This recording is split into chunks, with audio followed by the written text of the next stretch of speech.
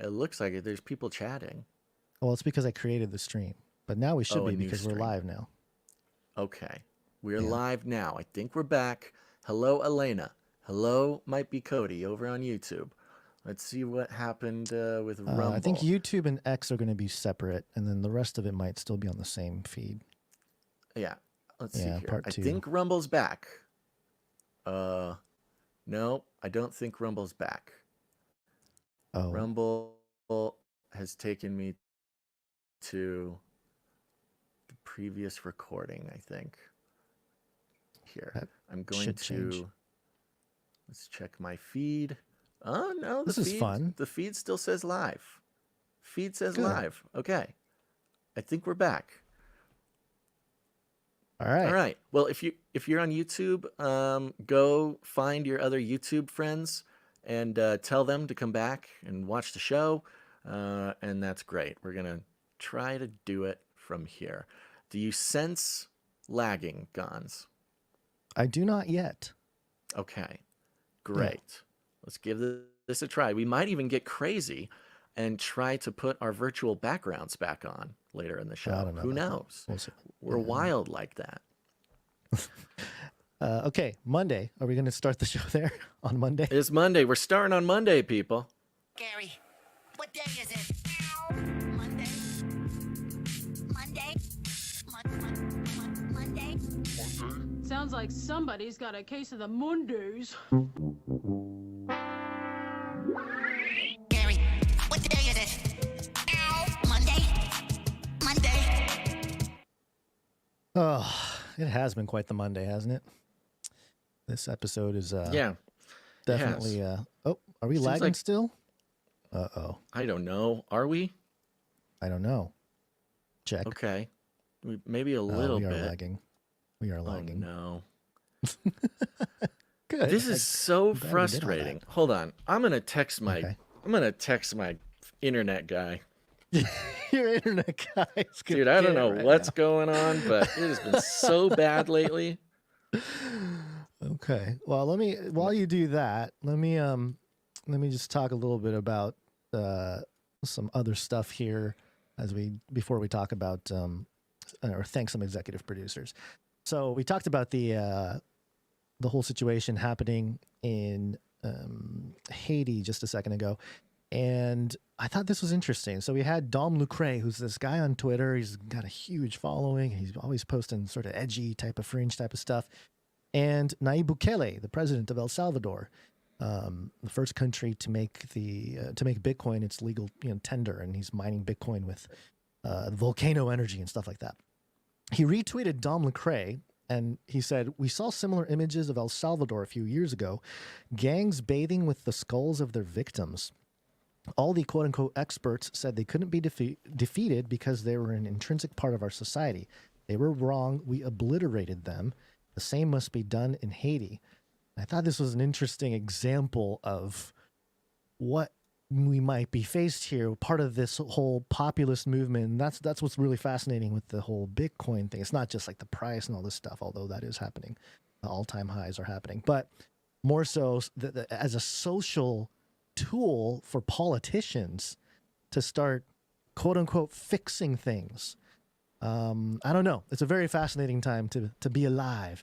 And on that regard, I did want to play a couple clips just because I have them, and I know this isn't like a financial show, but it's worth just showing because for years, a lot of your people that are looking at cryptocurrencies, there's an inherent sort of truth or vibe in the world of cryptocurrencies. People that are into crypto, they're sort of doing it as a lot of them are libertarian minded.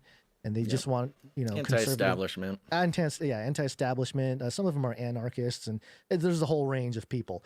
But one of the large populations of people that are into crypto are sort of your libertarian types. And so they've been saying things about Bitcoin that are along the lines of how gold operates, where it's it's a hedge against the system, it's a store of value, and things of that nature. Commodity type of thing. Commodity, yeah. So it's interesting to start hearing BlackRock CEO, what's his name? Larry Fink. BlackRock is a financial giant. It's the largest investor on planet Earth. Yeah, that BlackRock. Say stuff like this about Bitcoin on Fox Business. There's a lot of opportunity. It is a great store, and is it a good store? But you know how it's made. A bunch of computers figure out But math there's problems. but the issue is if people believe that it can be an asset that can be cross-border. Right. And let's be clear, if you're in a country where you're fearful of your government, and maybe this is one of the reasons why China has banned it. Mm-hmm. If you're in a government where if you're in a country where you're fearful of your future, fearful of your government, or you're frightened that your government is devaluing its currency by too much deficits. Like us. I'm not going to go there. The little elephant in the room here. Yeah. You could say this is a great potential long-term store of value. And as I said, it's like digital gold. And I believe... But you still can't buy a slice of pizza with it. Isn't that kind of odd that we're... But you can't buy a price of pizza with palladium or gold. No, but there you can do stuff with them. I can get stuff with... I mean, people use gold for stuff, right? But you could buy and sell your Bitcoin, no different than gold. So it is very... What is it? But gold is put in like... Jewelry. And you know, iPhones, I think there's in some electronics, there's gold. It's more silver and nickel. But you see what I'm saying? It's there are practical uses. Bitcoin, it's literally a ledger. Right? It is a ledger, but it's an international ledger. It's cross-border. It's bigger than any government. Larry Fink saying Bitcoin is bigger than any government is kind of weird to me. Pretty interesting. Isn't that crazy?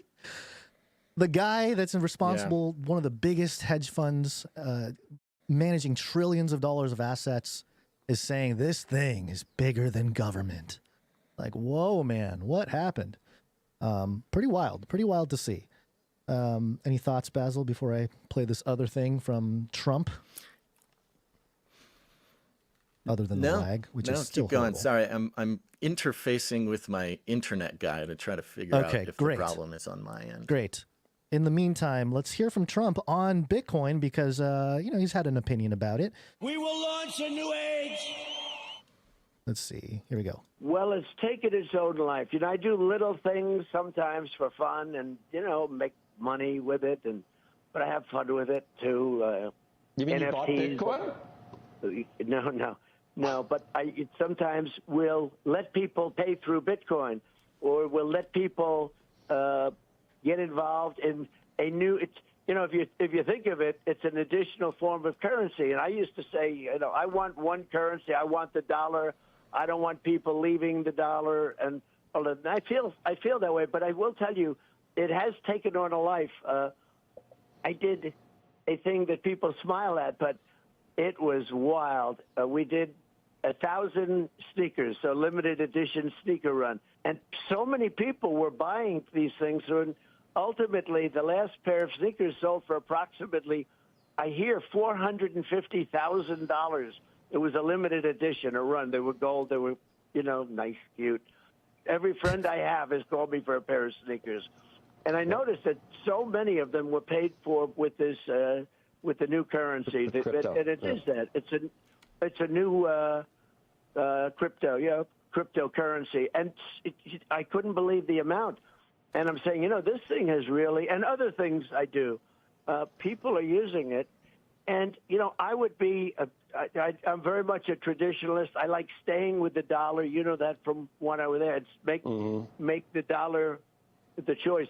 I hate when countries go off the dollar. I would not allow countries to go off the dollar because when we lose that standard, that will be like losing a revolutionary war. That will be a hit to our country, just like losing a war. And we can't let that happen. And too many countries now are fighting to get off the dollar. But I have seen there has been a lot of use of that, and I'm not sure that I'd want to take it away at this point. There you go. Donald Trump doesn't want to take away cryptocurrencies. He sees people using it. He does still push for the dollar, but it's a much softer stance than he's had before. And I think between that and the BlackRock Larry Fink thing, the Bitcoin play in the United States anyway is to keep the dollar as strong as possible, and they're probably going to use Bitcoin to do that as a way to make sure the dollar is still strong. So interesting type of situation we're in now, as all-time highs. Well, that Basil, would be the best the of blue both skies. worlds. Yeah. Continue. Sorry. Go ahead. No, yeah, and you know Trump. He wants it every way he can. He wants best case scenario for across the board, which some people consider to be a little, one of the unreasonable things about him. However, man, yeah, if Bitcoin and the dollar could thrive, I mean, it's funny because it's almost not even a possibility that people consider is that Bitcoin and the dollar could both thrive. It's sort of always put into this dichotomy of one over the other. And not gonna lie, I don't think I've ever even considered the idea of Bitcoin and the dollar thriving at the same time. So that's Well, it's an it's, interesting gift he has. Well, it's sort of the marketing is built in. Bitcoin is considered the orange coin. So the orange man promoting the orange coin has its own cultural effect that I don't think can be stopped. But just beware, because this is a time of degeneracy, Basil. The rise of crypto means the rise of degeneracy.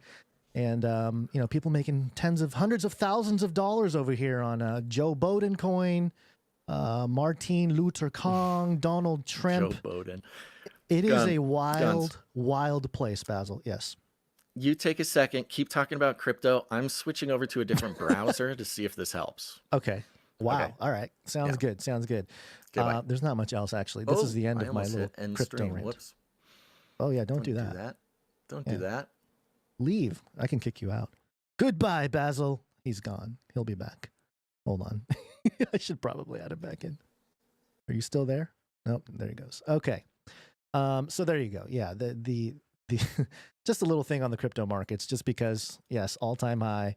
And it's one of those weird times when all the lines you draw on charts and stuff like that, it's being broken. It's because BlackRock is coming in and institutions are coming in and that whole thing is happening. And it's become, as sort of predicted, not just by people like us, but just all across the board, is this idea that Bitcoin will become a political thing. And clearly it has, and clearly it's going to become a bigger issue as time goes on.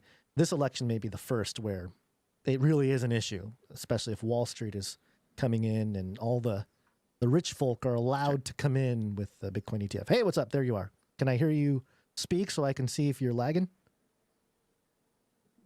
Oh, boy. No sound? No mic? Can you not hear me?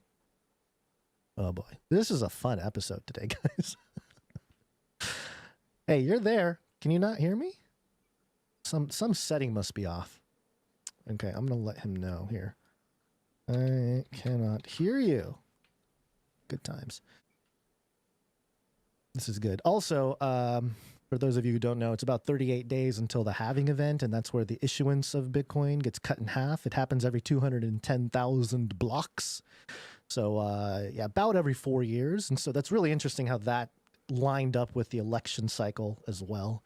And some people have found some indicators that show that ever since the 2008 collapse of the big collapse in 2008, there has been a sort of mini 4-year cycle in all the markets that has, starting to sort of take more strength as it exponentially grows in the Fibonacci sequence of markets. Hey, there you are. Hey. I'm rambling on about nonsense, Hi. so you're back. No, you did a good job. So far, it sounds better. Are you hearing the birds chirping in my metaverse here? Okay, good. That's not good. Really. All right. Okay. This seems way better. Yeah, it feels better. Feels better. Yeah. Okay, I'm gonna try putting my virtual background back on. Okay. Oh, taking risks already. Taking risks. This is why you gotta take your profit, folks. I Take want your it all. because you can gain one day, but then you take those risks. You think you're so Want it smart, all. I'm like and Trump. then you lose it all. Yeah. I want to not have lagging on my stream, and I want a virtual background turned on. Yep. There you go. Oh, except for I have your virtual background now. Oh, you're in that's my new. house now. Hey, get Look, out. we're in this the is same my house. room. Ew. That's great.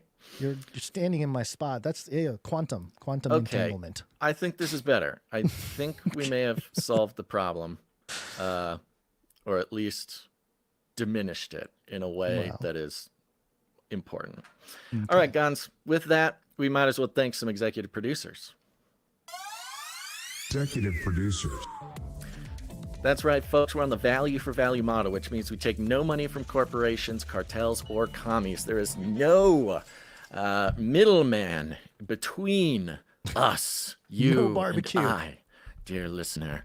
It's value for value. If you create value, well, this works for everybody. Everybody can do value for value. But the idea is if you get any value from this show or the community or whatever, you just have the understanding that the show can only continue when people who get value put value back in. And that value can be in the form of time, talent, or treasure, or any other type of value you can think of, perhaps even Bitcoin and the dollar. Whoa.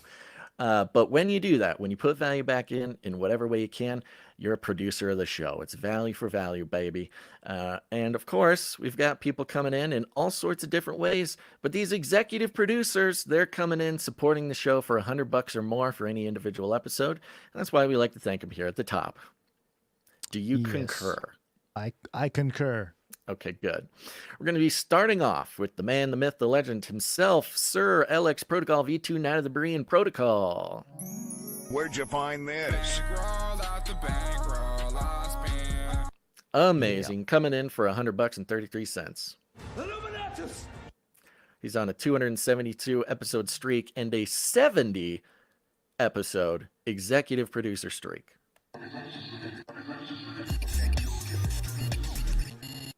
Incredible. Nice. Yeah, thank you very much. Very good. Thank you. Next up, we've got executive producer, The Sentinel. Sentinel. Where'd you find this? Thank you, Yeah. Sentinel.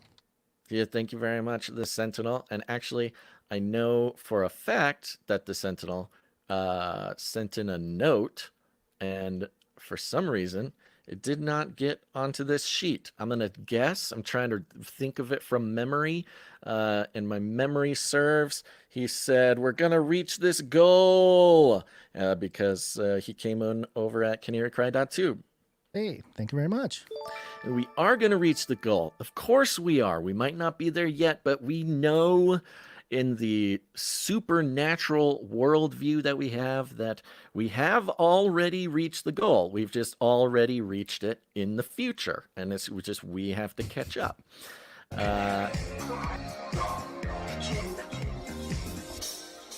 Yeah, so thank you very much, The Sentinel. We are officially at 44% complete. Ooh. We are 44% of the way through our goal. That was a big jump from last episode, last News Talk episode, Gons. Of course, your show on Friday had to have helped, so that's very nice. Cool. Thank you. People Yeah. seem to have kind of got the message about the Age of Deceit focus group, people joining up, people coming in with one-time lump sums. That's very nice. They're also joining the focus group by coming in with a monthly producership. Soon, I'll be sending out an email to everybody who's come in over there just to make sure that everybody is completely clear on what to expect. But I'm very excited for the start of the focus group, which, Lord willing and the creek don't rise, will be very soon. I'm hoping this week. Yeah.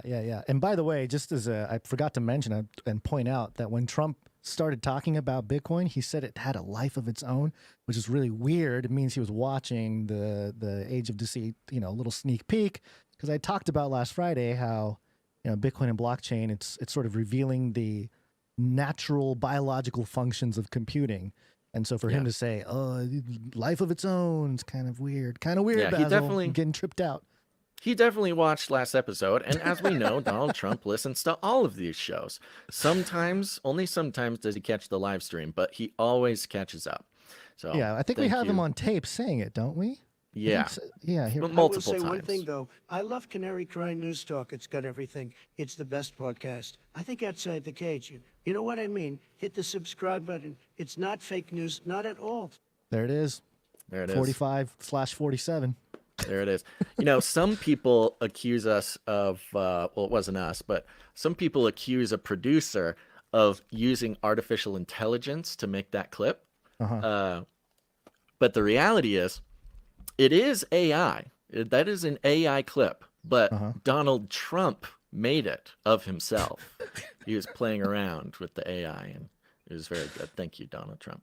Yeah. And thank you to executive producer, The Sentinel. Yep. Next up, we've got executive producer Dame Sarah of The Shadows. Dame Where'd you find Sarah. this? Thank you, Dame And Sarah. Dame Sarah comes in with a nice round number. We appreciate that generosity, Dame Sarah. Dame Sarah of the Shadows.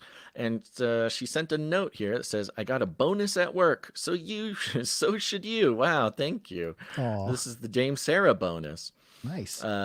Thank you for giving us news with gospel views. Please pray for my husband and me. We are hoping to close on our first house the end of the month. Oh my goodness, time to call the producers, Gons. Let's do it. Producers, assemble! That's right. Who are the producers? Well, they're producers just like you, dear listener, but they bring value to the show by praying. Praying for the show, praying for producers of the show, praying for our sanity, all these types of things. So you too can be a producer. Just listen up and act. That's all I got to say. We're keeping Dame Sarah of the Shadows in our prayers. Let's see here. Hoping to close on our first house at the end of the month. Okay, so yes, financial security. The what is it? The bumps. Bring those Chinese infiltrators and all their bags of cash. The I'm speed kidding. bumps of navigating the real estate thing. You know, there's just 1,000 little things that can go wrong.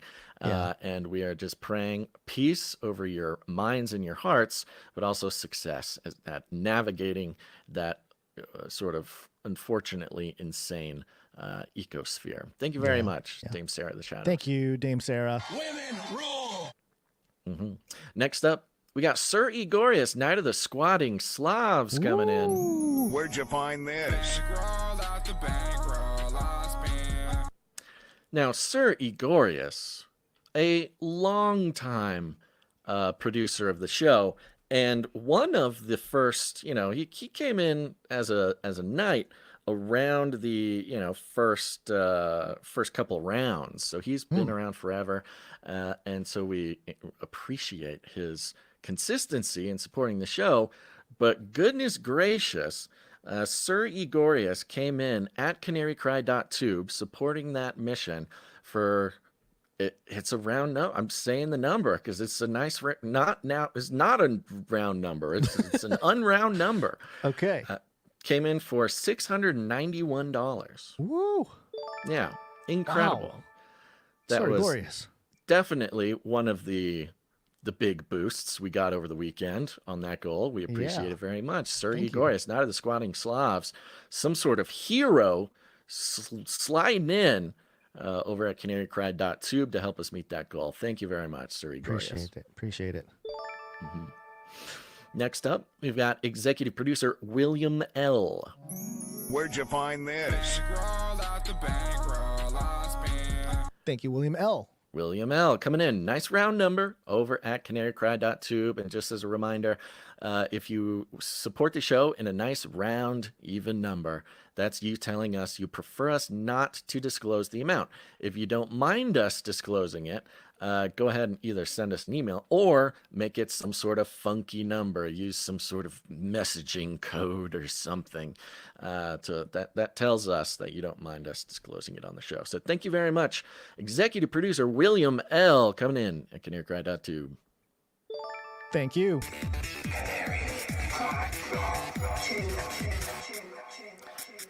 Next up, we've got executive producer Erica E. Where'd you find this? Erica E, thank you.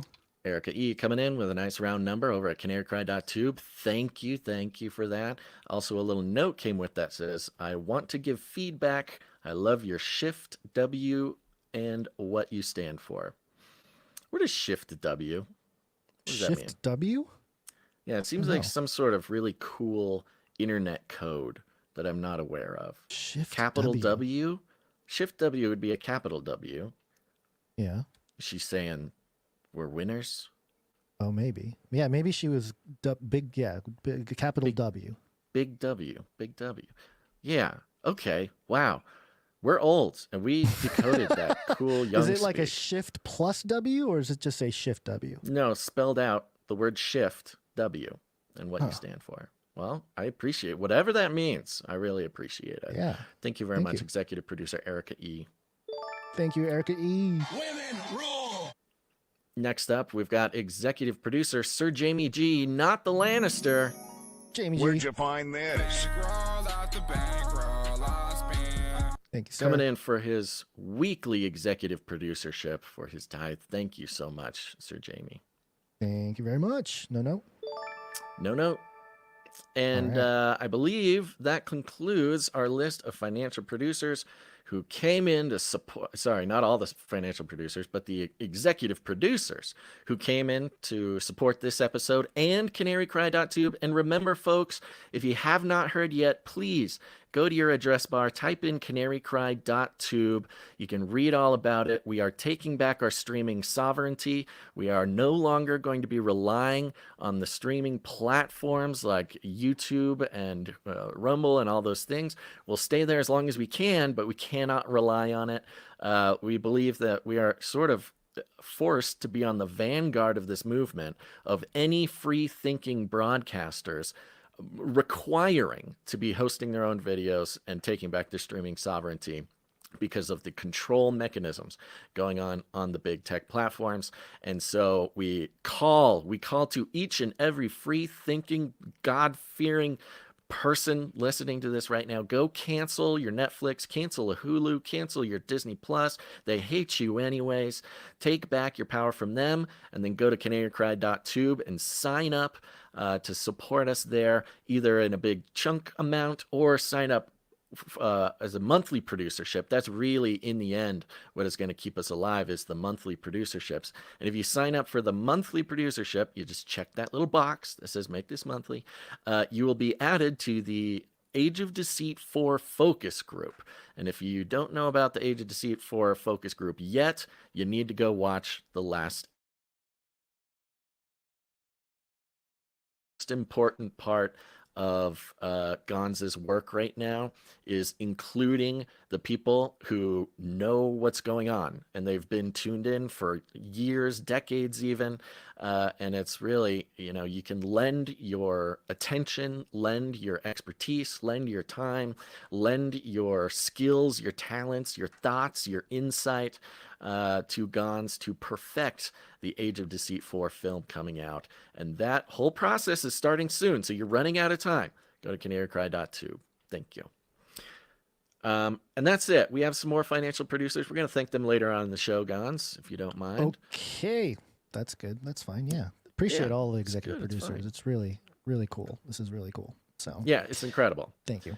And, I think people are enjoying the fact that we have this public goal. The public goal thing is really stressful because it's embarrassing if you don't make it.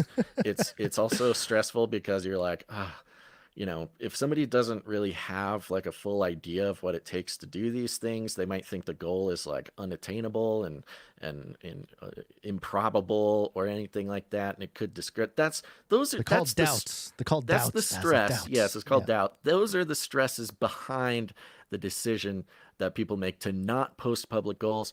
But we hope that it is transparent. We hope it gives you a firm understanding of what we're shooting for, and we hope that it encourages you to get involved. Because we've talked about putting out some of our other goals that we have publicly, and I don't know. Maybe we do need to do that. Maybe it's the right thing to do. So anyways, thank you all very much. Remember, you can produce the show with your time, your talent, or your treasure. You can learn more. Oh, this was one thing that caught me by surprise. Okay. Caught me by surprise, Gons. All right. So last week, I put in the canarycry.tube support options over at canarycry.support. So, people didn't want to use PayPal. There's a number of people who said, I would support, but I don't want to use PayPal. Is there any other way to do it? Well, then I put these options, a couple different options, $6.99 a month, $13.99 a month, $22.99 a month. They're based on different, prices of Netflix and Hulu and Disney Plus and stuff like that. And not a single person has used them. We had tons of people being like, yeah, I would support, but I don't want to do PayPal. I don't have PayPal. I totally would, but I wouldn't because I don't have PayPal. I'm like, okay, here's some non-PayPal options. Not a single person has gone through those buttons at canarycry.support. So maybe they just forgot. Maybe humbling experience. Yeah, all this maybe they just forgot. Maybe, whatever. I don't know. I've voiced my skepticism of people who say things like that in the past, but you got to prove to me that it was worth putting that together, because there was a lot of work putting that together. Please, I'll throw down if nobody else throw does, down to make you feel better. Yeah. Thank you. Okay. All right, so go to canarycry.support and support through those links as well. Okay. All right, let's go. All right, Flippy update. Do you want fries with that? That's right, folks. It's time for the Flippy update. Flippy is our colloquial name for a Ellie what? In the chat. I'm looking at you. Go to canarycry.support. That is where the non-PayPal link is. Does somebody put canarycry.support in the chat for Ellie, please? Okay. Flippy update. Flippy's our colloquial name for the disembodied robot arms that are taking our jobs, enslaving our children, and flirting with our spouses. We use talking about Flippy as a way to explore all the new fun and exciting ways the robots are taking over the world. And now there's nothing we can do about it. Today's Flippy update is coming from a respected media outlet. This hard-hitting news outlet is called Baller Alert. Balleralert.com, where ballers go to get their news. My goodness. Balleralert.com, my new favorite website. In fact, I'm quitting this. I'm quitting the podcast. This no longer means anything to me. I'm now going to start the Baller Alert podcast.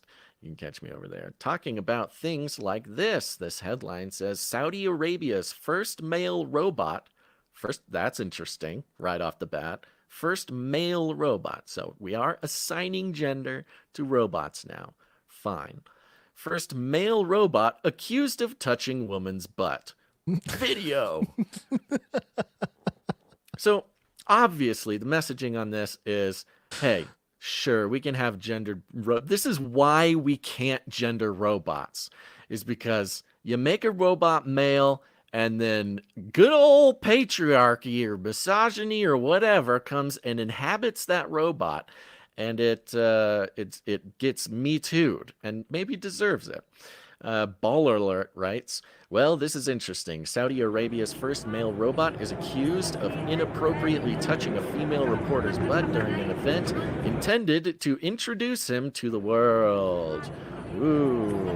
The incident was captured on video. The AI robot named Muhammad. Oh, Can you turn the volume off of that video, please? Are you hearing the volume? Yeah, I am. I think it's coming straight from. Oh, let me turn it off. No, I'm not hearing anything on my end. There you go. You can keep playing it. Just turn off the volume.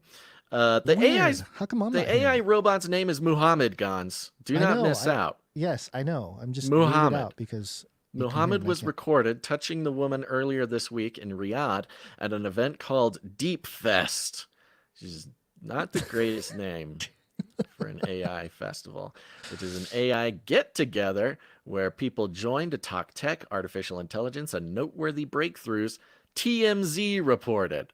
So Oh boy. balleralert.com is sourcing TMZ about the AI event Deep Fest, in case anybody was wondering just how low this podcast has sunken.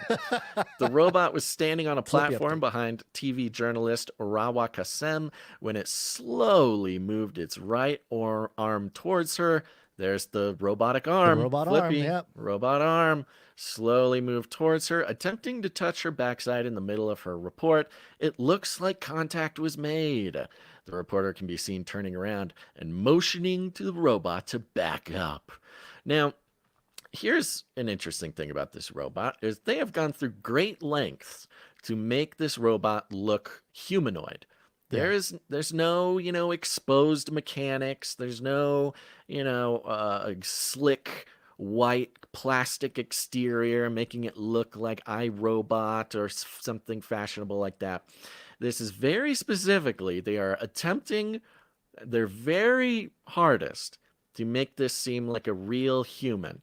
But notable, this is in Riyadh. So the robot is wearing the classic rich guy in the Middle East outfit. He's wearing a white robe and the sort of red checkered headscarf with the black sort of headband around it. It's like as if, if somebody made a robot here in America that was like exclusively dressed in a tuxedo or something, kind of like a Jeff Bezos. Maybe it was a gold flashy tuxedo or something. Right. So, there's this very interesting message being sent that is, it's not just a robot. It's a young, hot billionaire robot. And like all young, hot billionaire robots, he is a little bit handsy, okay? A little bit handsy, but this time he was caught on camera, and this robot's in big trouble, Guns. Yeah. It can be said that the reporter is standing a little too close to the robot, but that platform is very small, so yeah, it's true. That's true. She's standing pretty close, and I think this robot could make a case that it was an accident. Kind of, it's kind of slow, seemed maybe unintentional, but there was contact made. Now, I think there's some interesting twists and turns to this story. One of them being it is in Riyadh. This is in Saudi Arabia, where there's certainly different social mores. I'm not sure. I don't know. But this seems like something, somebody might get a hand cut off for or something. You know what I mean? Robot I don't gets know. his I could be hand chopped wrong. off. I could be totally wrong, but it seems like there could be some severe penalties for this happening in public on camera. Maybe it's not the robot getting his hand cut off. From what I know about some laws in the Middle East, maybe she would go to jail for having been touched by this robot. Yeah. Maybe it's, but it is supposed to trigger the male chauvinists in the West. It's like, how dare they accuse this man of, assaulting her. He was trying to be a gentleman. The men's rights activists in the West are now fighting for the rights of this robot. To make a public display of affection. That's what the Flippy update is all about here. It's not just about the robots, but also the PR, the messaging, the worldview being crafted about these robots. There's some interesting, robot rights wrapped up in this. Does the robot have the right, or does he not have the right? Is this technically some sort of sexual harassment, or is it not? Let me ask you this: if there was an operator of this machine, because a lot of times it is AI and whatever, autonomous in certain cases, but I'd be curious to find out if there was an operator, and if this operator had any intention of like, oh, look at that, or if it was truly an accident, because that would matter. It would change everything, really. Yeah. It would change it entirely. I have to assume that it was not an operator because, it's allegedly an AI robot. But, it could be. There could be sort of an operator mode that it had gone into or something. I really don't know. But it does present an interesting bit in the landscape of robot rights, legal liability for robots. I mean, this might and be people, by the way, and the human interaction with the machine. If a machine does something under your control that is, right. How much of it is autonomous? Liability. Liability. Thank you. Liability. We've talked about, is an AI controlled car, if it hits somebody, who's actually liable? Is it the robot? Is it the company? Is it the owner? We don't know. These decisions are still in sort of the cultural courtroom. But now it's not even just about if a car kills somebody. It's if a robot, embarrasses somebody or assaults them in a non-traditional manner. These are some serious questions. I would love to get a follow-up on this, but of course we're not going to get that. But something to keep an eye out for, because this is the next step in the talk about robot rights and liability. We're starting, the conversation starts with if AI kills someone, but if AI doesn't kill somebody but commits a sort of relatively more minor infraction, not trying to place these crimes on a continuum, but you know what's going on. You know what I'm saying here. Does that change things, or does the liability rest in the victim's hands or bottom, as it were? So I don't know. It also brings up an interesting thing about the human form. There is a female version of this robot on the other side of the little platform that she's standing on. Had it been the other female robot, would it have even been a thing? There is a female version of the robot just sitting right there. Yeah, if she had done the little accidental bump, it probably wouldn't even be a story. Does the assigned gender of the robot, talk about assigned gender, gender politics or whatever, these robots actually do have assigned gender? And what does that mean for the worldview of people who think humans are assigned a gender and it has no objective reality? This is an interesting talking point as well. Are we basically robots assigned a gender that could change at any moment? But these robots were literally assigned a gender, and if it was the female robot, would we even be talking about it? That is a great question, Gons. Yeah. All right. That's your Flippy update for the day. Nice. Appreciate it. It's I have crossing many different topics at once with the Flippy. I have a big announcement, Gons. Oh, okay. Are you doing it right now? LEO. She's done it. She's become the first producer to ever use the button that I made for supporting CanaryCry.tube over at CanaryCry.support.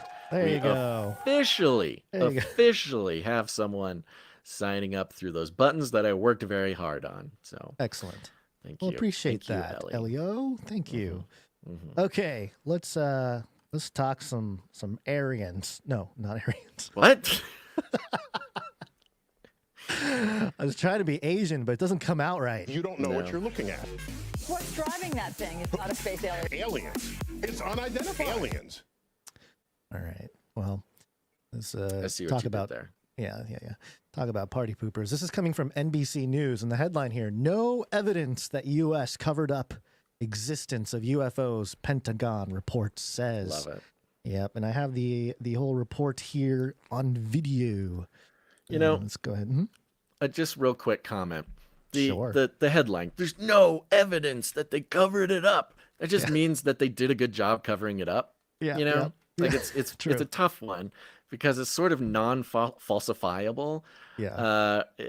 Saying there's no evidence that they didn't do something or that they did do something. It is, of course, a classic go-to for the media. There's no evidence that blah, blah, blah. And they use evidence in place of proof. And this is driving me crazy because what they're trying to say is that there's no proof that something happened. Same with the election. The election, there was no evidence that the election was stolen. Well, look, evidence is a lot of things. Evidence is not proof necessarily. What they're trying to say is there's no proof of something happening.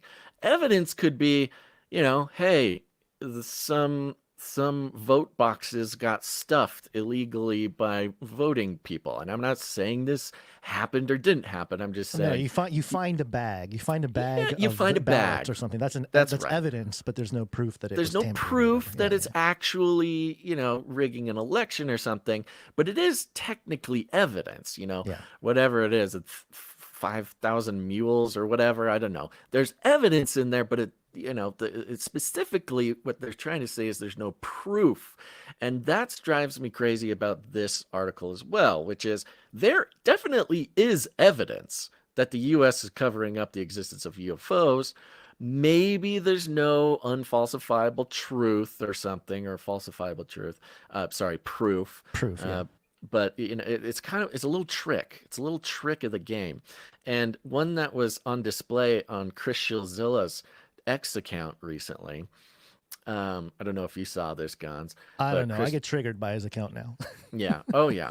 Well, and he does it too. It drives me nuts. Yeah. I think but he said there's no evidence that Joe Biden was hopped up on drugs for a State of the Union effect. That's right. I actually responded to that post because I was like, yeah, I said I wouldn't say no evidence. I mean, just compare his normal sort of like bumbling around stuff with what he had there. And it was like, yeah, I mean, at the very least, he's on Red Bull or some monster drinks or something. Exactly. Like, it's not out of the question to say that he might have been on something more. So yeah. The I can totally evidence is that his eyes were bugging out of his head and he was talking so fast and he was getting all irritable and he was yelling and he was obviously some sort of evidence of some sort of chemical help for his State of the Union address. The video is the evidence. And he puts, in his tweet, there's no evidence, all caps, that Biden was on drugs. Chris, the speech was the evidence. I will give it to you. It's hard. There's no proof. It's hard. Okay. It's hard for some folks, Basil. I know. Okay, so let's play this clip here from NBC News. Tonight, 8 months after that out-of-this-world testimony on Capitol Hill. Were they, I guess, human or non-human biologics? Non-human. The official word from the Pentagon, no dead alien bodies, no crashed alien craft, and no government cover-up. In a 63-page report, the DoD's UAP office saying they've interviewed more than 30 people, including heads of aerospace companies, CIA, and defense officials, and found no credible first-hand information supporting the claims. Claims of hidden programs are largely the result of... He said there's no... So first of all, they're saying there's no bodies, there's no craft, therefore there's no evidence. Again, no, that means that the cover-up worked, okay? Whatever. But then they say, we interviewed 30 people and nobody gave us any firsthand. Credible. Or whatever the third thing was. So it's like, okay, so you did have people telling you that there was a cover-up. They just didn't say they personally covered up.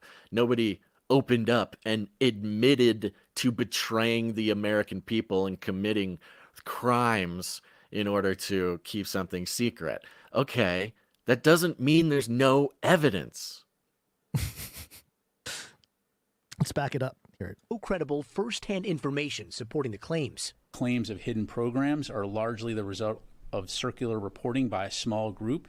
Also detailed the government's long history with UFOs going back to the 40s, even touching on former President Bill Clinton's interest in Roswell. But the DoD insisting that was a mix of confusion over high-altitude test dummies, fatal plane crashes, and a program to detect nukes.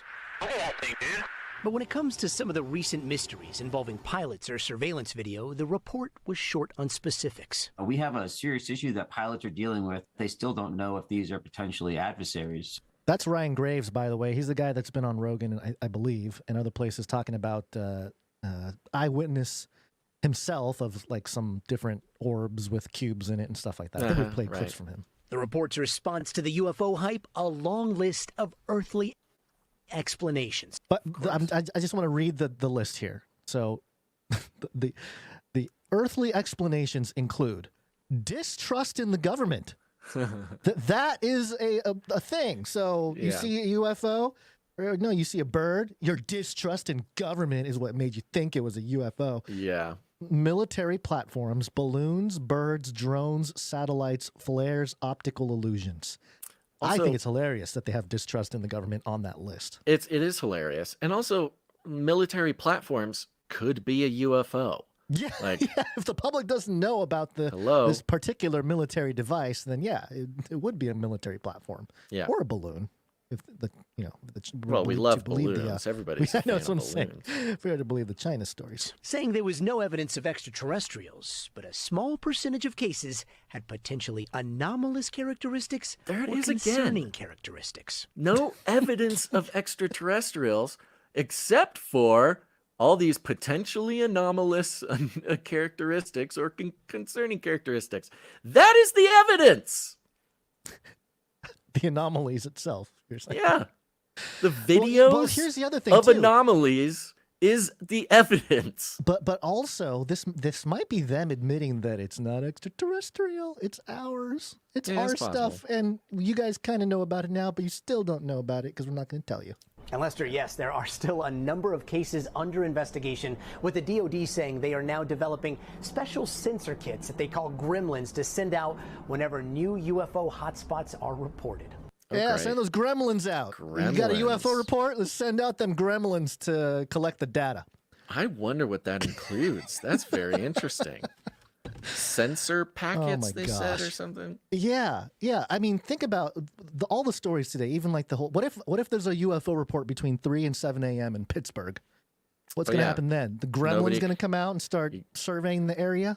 You got to call the automated phone line.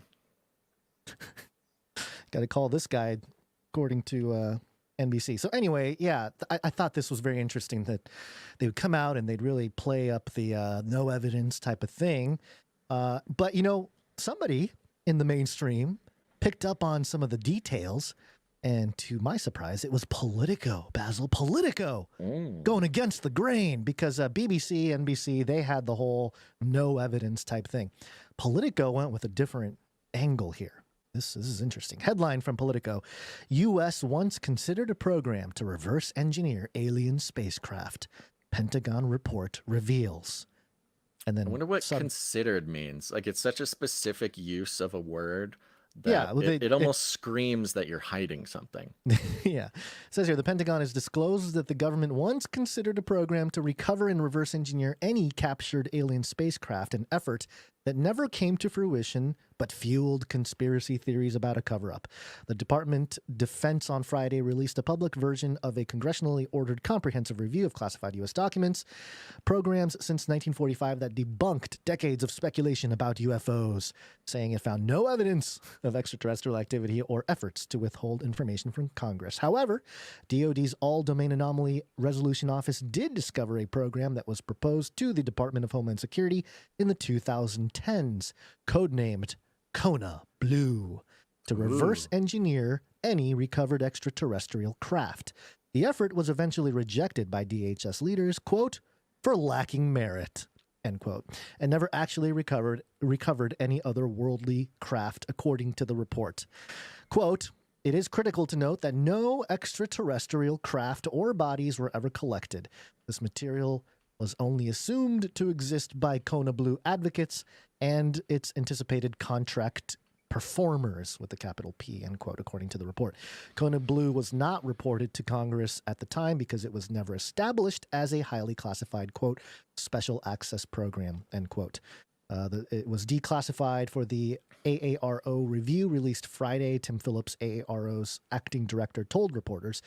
Deputy Defense Secretary Kathleen Hicks notified Congress of the program when it was identified, quote, in the spirit of transparency, end quote, the report states. So there you go. Hey, they're being transparent about some stuff. But again, all of this is predicated, and I don't know the exact language. I didn't really look into the report, but it predicates on this language of alien spacecraft or extraterrestrial spacecraft. What if it's not that? What if it's just stuff that's from the past or something, or interdimensional. Or interdimensional, yeah. I mean, it's really a misdirection to just say extraterrestrial. Yeah. So interesting. Kind of, it's a weird name, KONA Blue, because KONA, of course, referring to something Hawaiian. I don't know exactly. Sure, I think the color Hawaiian historically, historically, it's a very popular color for. I think it was either Fords or Dodges. It's that sparkly kind of blue, where it looks very dark at night, but it's sparkly in the sunlight. That kind of thing. I was thinking, the sort of Hawaiian KONA and the blue and the blue roofs. roof Yeah, phenomenon, going with Yeah. all the fires and the Hawaii fire and the blue roofs. And it's Didn't kinda Joe strange. Biden, isn't there a clip of Joe Biden recently talking about how How the people fires with in Hawaii, unless you got the right roof. yeah, or something. if It was people like, had what? the right roofs, their houses wouldn't have burned down in the What fire. are you talking about, Joe Biden? Yeah. Yeah. All right. Anyway, that's the kind of stuff I wish I had on hand, but there you go. The article continues on here. Quote, that was reported as that's where they hide bodies, the Kona Blue. That wasn't true, he said, stressing the, quote, prospective program was never formally approved by leadership and never possessed any material or information. Still, the revelation of the Kona Blue proposal will likely add to a recent explosion in speculation about extraterrestrials visiting Earth.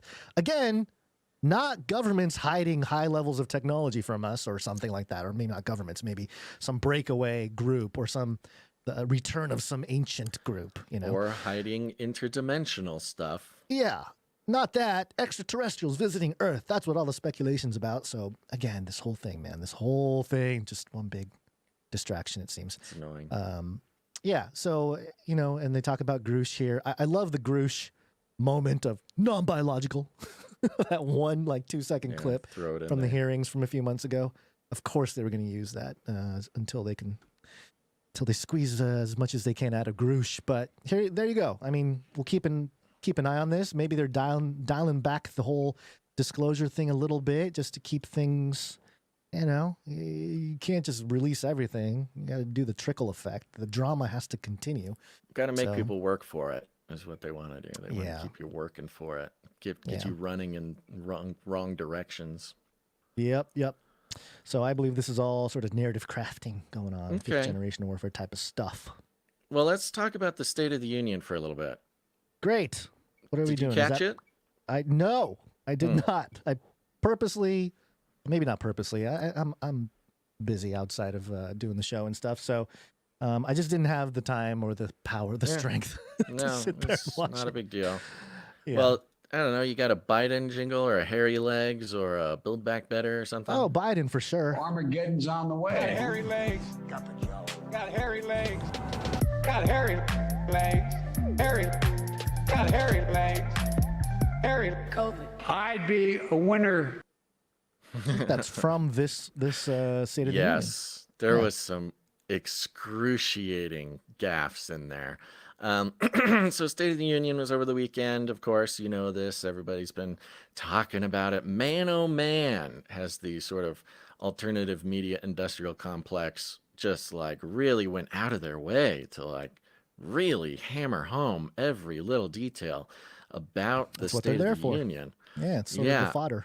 It was a little excruciating, but it can all be summed up pretty easily. I mean, the amount of just kind of purely blatant lies was really incredible. It was really impressive. The level of unknowing yapping, man. that they are relying on. They're relying on the sort of masses who have got their brains completely hooked in to the mainstream legacy media. At this point, I'm not sure who is supporting who between the, elite political class and the elite media class, because I cannot tell if the media is protecting Biden's lies or if Biden is protecting the media's lies by repeating them. You know what I mean? I mean, Right. I guess it would be both. They both It's both, yeah. are trying to give credibility to the other, because some of them were just so wrong, just so untrue. But it is just, whatever. They're sort of supporting the narrative magic of each other. To me, just from afar, I did not watch it, but it feels like it shows the power of compartmentalization and creating bubbles around people that are sort of puppets, so to speak, in society.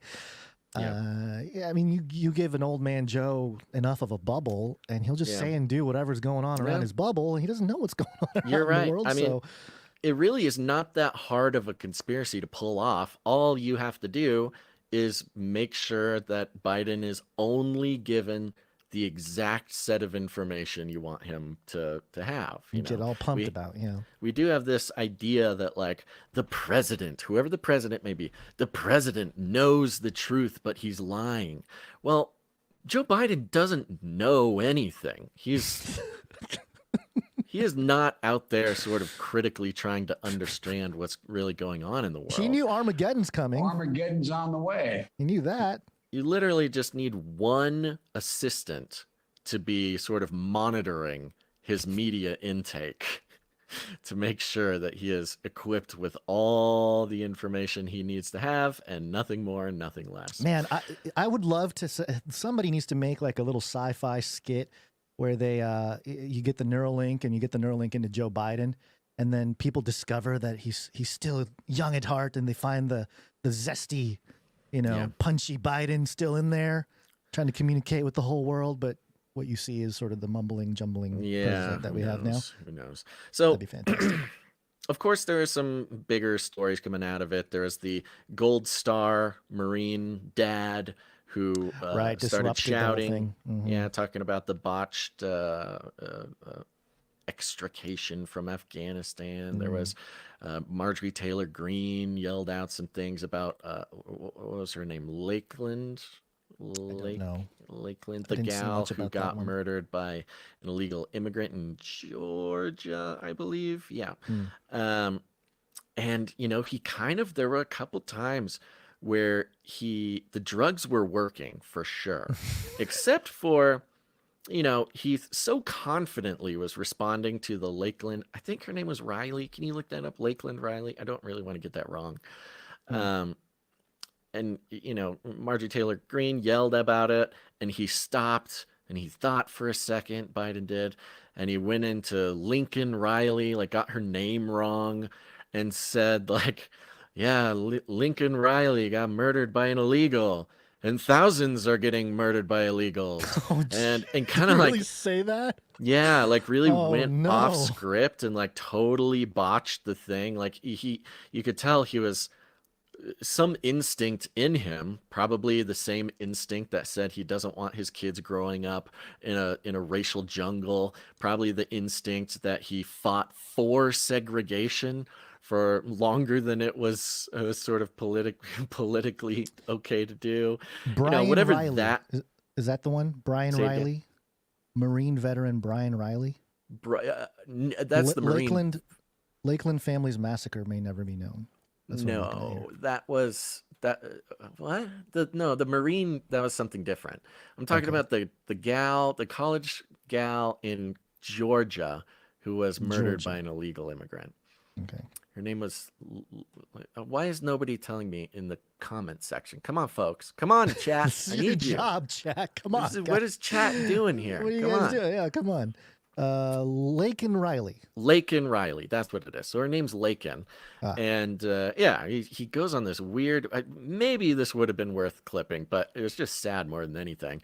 Yeah. He's like, I know what to say here. Yeah, Laken Riley was murdered by an illegal immigrant, and thousands are being murdered by illegal immigrants.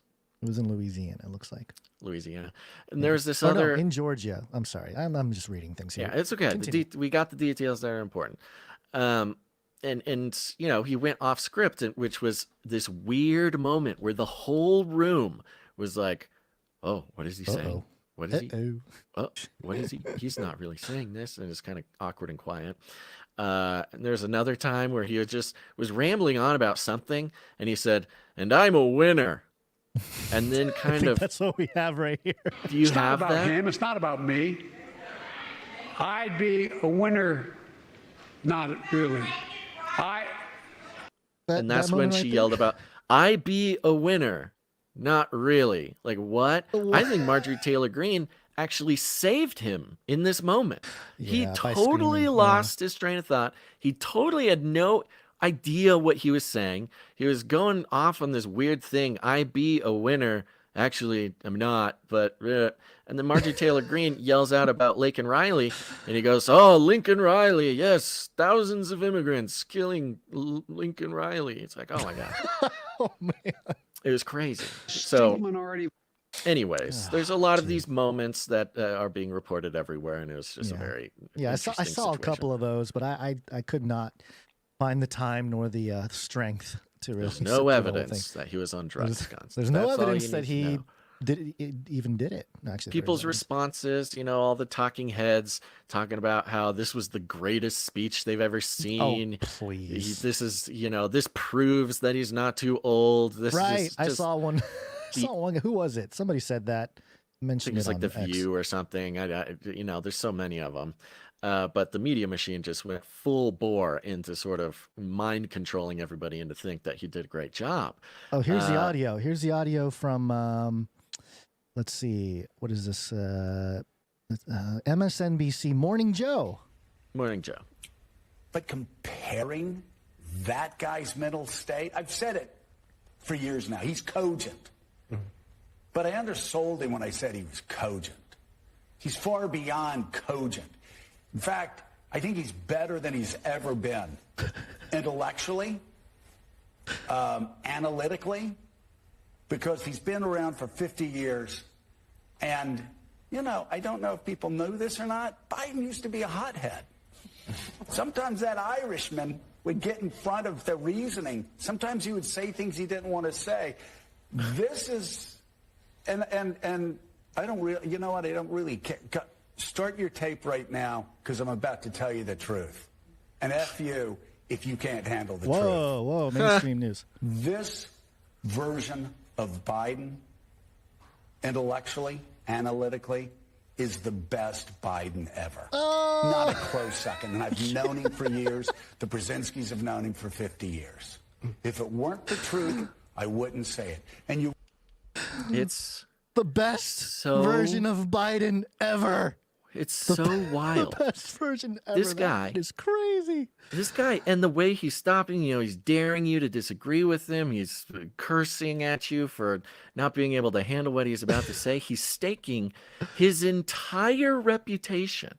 He's putting everything on the line to tell you a demonstrably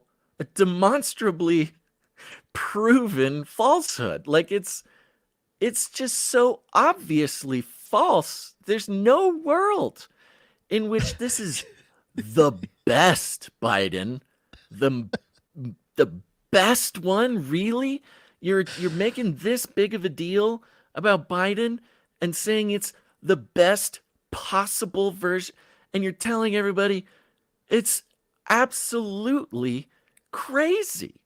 And, of course, he's getting paid a bunch of money to do this, and he's part of the machine.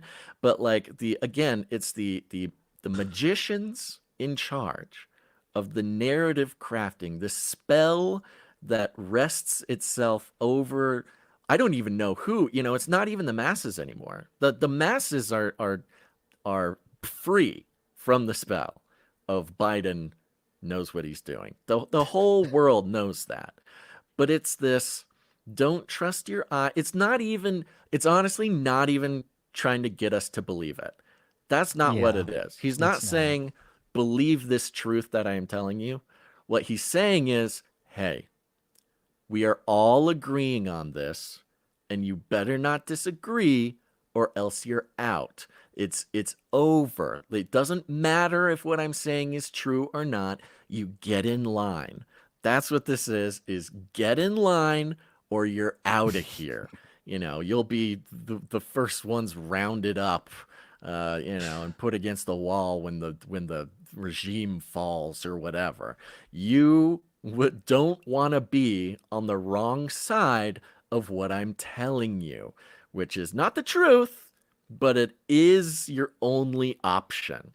It's really threatening. I mean, even the way he's saying it is extremely threatening and so demonstrably false that you have to choose to not live in reality to fit in. It really is as depressing and horrible as it sounds right now. And it's because they're desperate. the desperation is palpable. And to see, I mean, and the whole media was towing the same line. There was not a one mainstream media that was not hammering this exact point in. The point being, in the fine print, doesn't matter if it's true. This is what we're saying. This is what you believe, and this was what you will repeat. We have totally abandoned what used to be known as objective reality.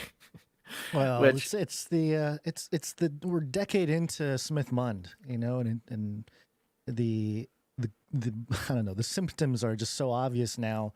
Morning Joe choosing the anywhere there's cash flow, that's where the mouth will flow, you know. Yeah. They'll just say whatever to keep that paycheck coming. So right.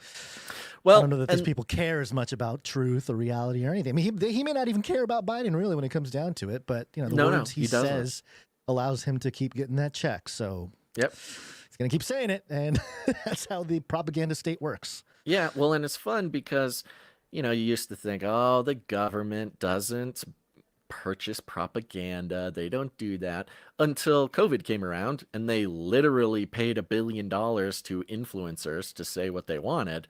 I mean, it's right there in front of our eyes. This is so obviously a paid propaganda. Yeah, you know, when you think about the right-left paradigm too, and the divide and conquer, things of that nature, as the populist right and the conservative right and Republicans and all this, as the popularity of it continues to grow, they need, like especially the old media, the legacy media, they need clicks. So they're just going to keep saying more and more things that outrage that group of people, because all the reporting is happening in alt media now. And a lot of times it's like us. It's like we take the mainstream and then they report on it. And so they have to provide that kind of they have to continue to provide more and more of the craziness so that there's fodder. There's more low-hanging fruit for people like us to start playing and get outraged over. But also, yeah, I think there's a little bit of feeding going on in both directions, you know, just providing the content for the populist movement. Because otherwise they wouldn't get clicks. Yeah. They probably know that their clicks are mostly coming from people that are deconstructing or calling out their lies or what, but they don't care, you know, as long as the advertising money's coming in. So, well, you make a good point, because as we know, the infiltration of the alt media industrial complex has been maturing recently, and you know, they can now play the two against each other, meaning, yeah, you know, you put out a legacy media piece of propaganda about how this is the best Biden ever, and what that does is lock and load for your alternative media kingpins, pundits, or whatever, which, yeah, the talking heads, all the people, sort of influencers. suspicious, but you know, you're able to play the two against each other extremely well by going full crazy town on the legacy news. It's very interesting. So anyways, lots of responses. Of course, the right was having a field day with it as well, but really nothing got so much attention as this video by Britt, who put out a State of the Union response. That's right. Yeah. And Katie Britt is, let's see here. Who is Katie Britt? Well, the headline here, and did you know who she was before today? No. Never Never heard of her before in my life. Okay. So this may be part of the play here. So this is coming from The Guardian, and the headline is Republicans baffled by Katie Britt's State of the Union response. One of our biggest disasters, end quote. The 42-year-old Alabama senator is a rising Republican star, but her kitchen table speech did not land well, even in her own party. And so we have a clip. It's 2 minutes long. This is the entire. This is actually, it's the Guardian's edit of the whole thing. So just keep that in mind. They cherry picked some of the parts here from the speech. But here we go. You can stop it at any point, Basil, if you have any comment. Inherited the most secure border of all time. That's the Biden administration. I cut off the beginning there. But minutes after taking office, he suspended all deportations, he halted construction of the border wall, and he announced a plan to give amnesty to millions. We know that President Biden didn't just create this border crisis, he invited it with 94 executive actions in his first 100 days. President Biden's border policies are a disgrace. This crisis is despicable. And the truth is, it is almost entirely preventable. The American people are scraping by while President Biden proudly proclaims that Bidenomics is working. Goodness, y'all, bless his heart, we know better. There's no doubt we're at a crossroads, and it doesn't have to be this way. We all feel it. But here's the good news. We, the people, are still in the driver's seat.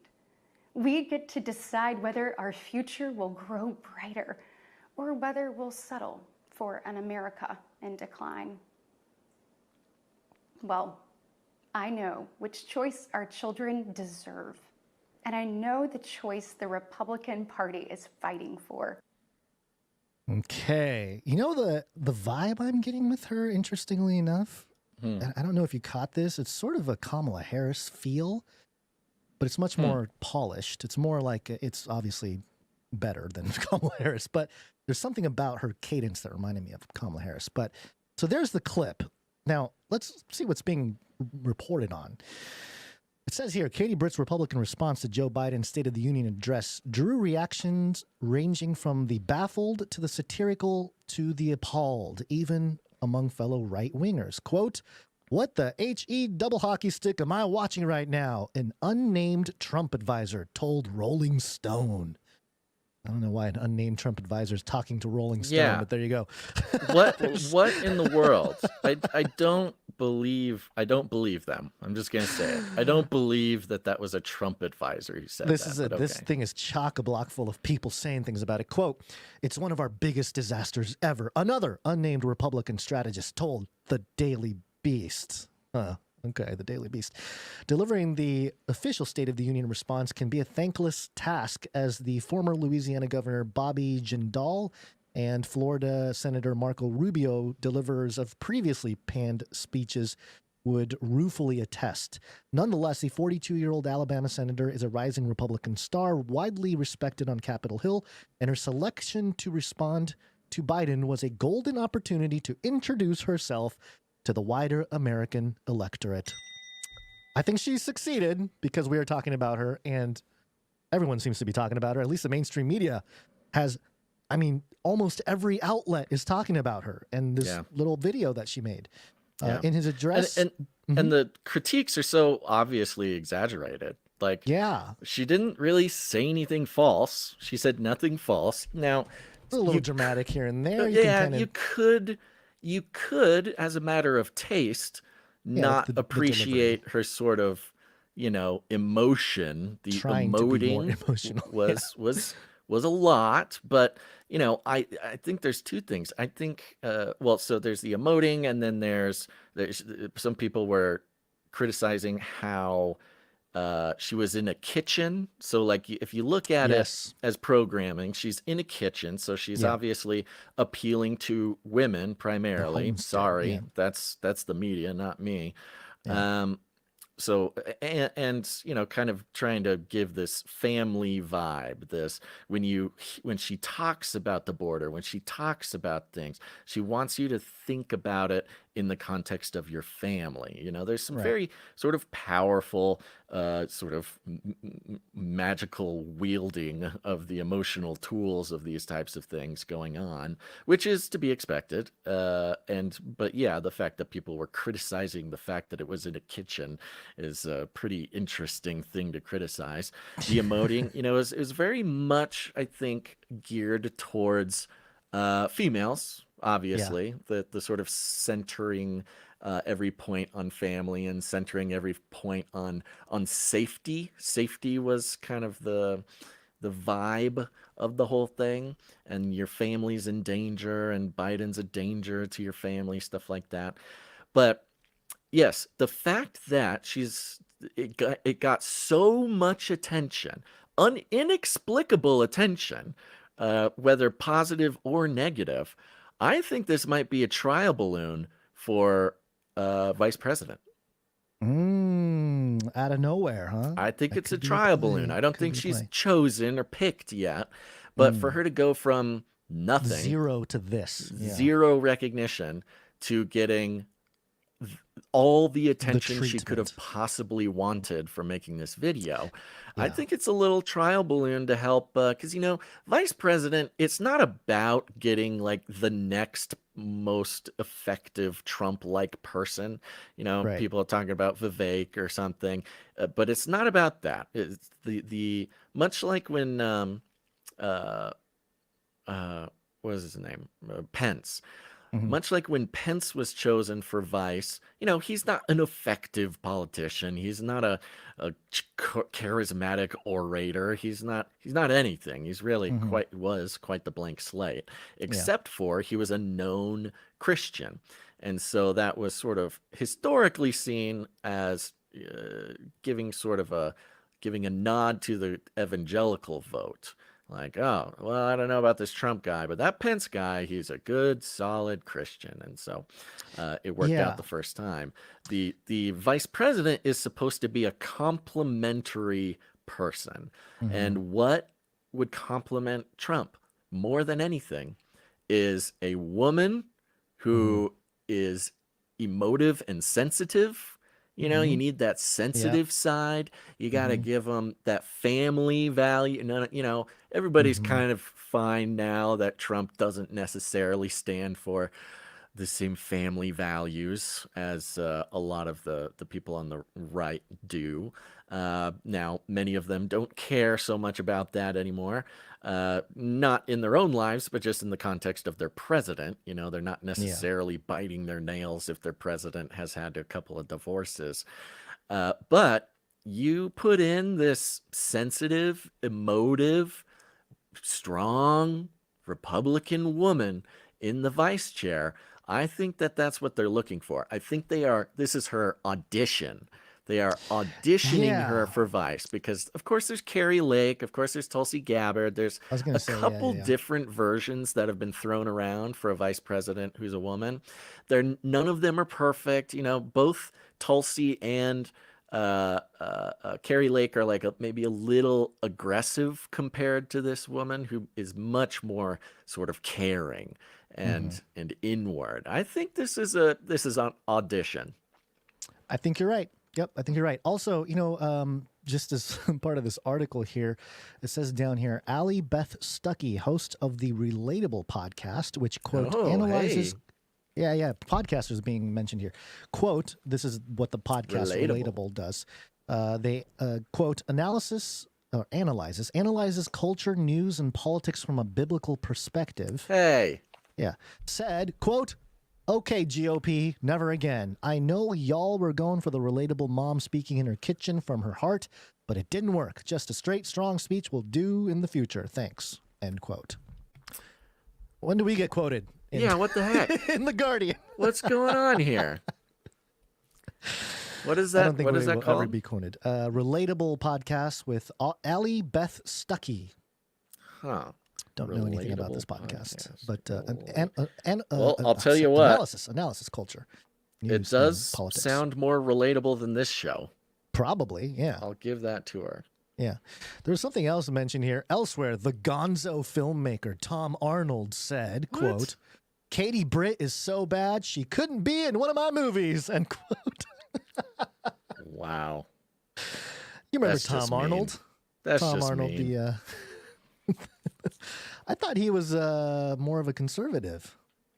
All these conservatives coming after her, which is interesting. I think that's an interesting development as part of this. Yeah, relatable. This is a big podcast. Yeah.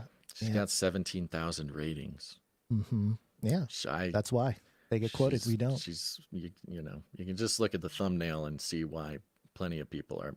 Oh, she's on the Blaze. She's part of the Blaze network. Ah, there it is. Yeah.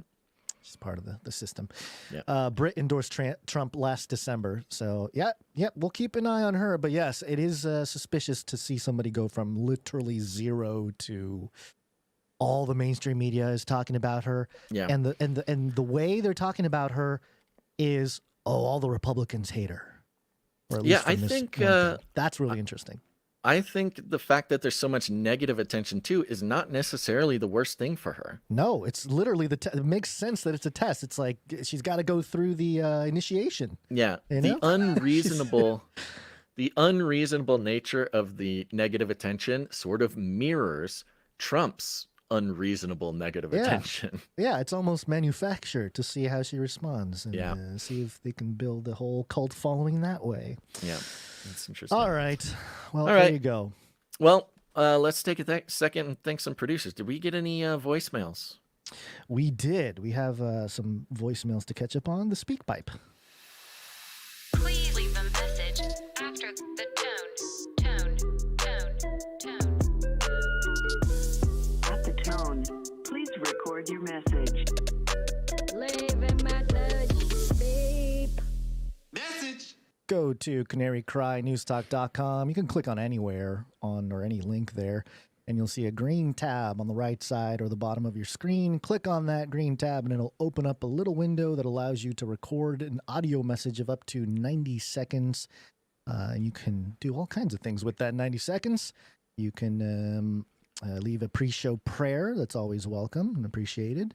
I haven't had too much of that recently. Yeah, not a Maybe, lot of that recently. Yeah, maybe if we mention it, more people jump in with that. Private messages to us, you can do that. Just let us know it's private right at the top so that we don't accidentally play it publicly. You can obviously address the Canarium, the community here at Canary Cry Radio, Canary Cry News Talk. We also accept celebrity, politician, athlete cameos or deceased mafia bosses. Whoever wants to come on and say a few words, we will let you do that. So there you go. Today, we're going to start off with Rochelle, who's back. Rochelle. Happy Monday, Canarians. So I just wanted to address all of the preachers out there preaching that love gospel. This is called World on Fire. He sets the world on fire. He's the Lord of all. It's about to fall, and this is your last call. Your self-righteous, prideful prayers just hit the wall. He won't be riding a donkey into town. He's coming to burn, burn, burn this place down. As the flames get hotter, you might see his crown. He won't be washing feet and giving grace. Death is how he deals with the human race. Repent right now before he shows his face. He sets the world on fire. He's the King of Kings. Give up your gold and your diamond rings. Give up the games where the serpent sings. All the riches of this world you think you found. He's coming to burn, burn, burn it all down. You might see the blood stains on his white gown. He sets the world on fire. He's the King of Kings. Give up your gold and your diamond rings. Give up the games where the serpent sings. All the riches of this world you think you found. He's coming to burn, burn, burn it all down. You might see the blood stains on his white gown. The Mount of Olives he'll set his feet down. You better get the hell out of town. From scorched earth he makes his sacred ground. All the pedophiles and the circus clowns, the baby-killing doctors in their white gowns. Remember this when the trumpet sounds. He's coming to burn, burn, burn it all down. He won't be riding a donkey into town. He's coming to burn, burn, burn this place down. Stay strong for Jesus. Woo! Thank you very much, Rochelle. Pretty intense. Quite a vision being presented there. How long was that, can I ask? Because I think somehow Rochelle has some secret access to getting her being able to fit her whole song in there. Yeah. Yeah. It's called The Magic Buttons of Gons that allows it to happen. Oh. Yeah. Okay. Yeah. I did edit it so that there's some parts that. Did it come in multiples and you put it together? It did. It was 2 separate ones. But, okay. Yeah. Oh, that makes sense. Thank you very much, Michelle. Michelle. That question. Thank you very much, I Michelle. know you're not crazy, Basil. It's okay. Time is not warping around you. How did she do that? We have another one here from Magoo. We haven't heard from Magoo in so long. Oh, good. Greetings, Basil and Gons. It is I, Magoo, back from traversing the Magoo Phasm Quantum Universe. My travels has caused Magoo to want to contact you to scat. Magoo scat commencing in 3, 2, 1. Skibidi boop bop bop bop badibidi scat bop bibidi boo scat yeah. Skibidi boop bop yeah. Skibidi boop boop boo yeah scat. Skibidi beep bop bidi beep beep. Skibidi beep beep bidi bidi beep. Yeah scat bidi doo bidi beep.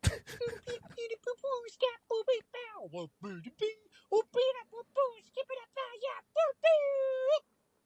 Magoo scat terminating. Farewell, Basil and Gons. Thank you, Magoo.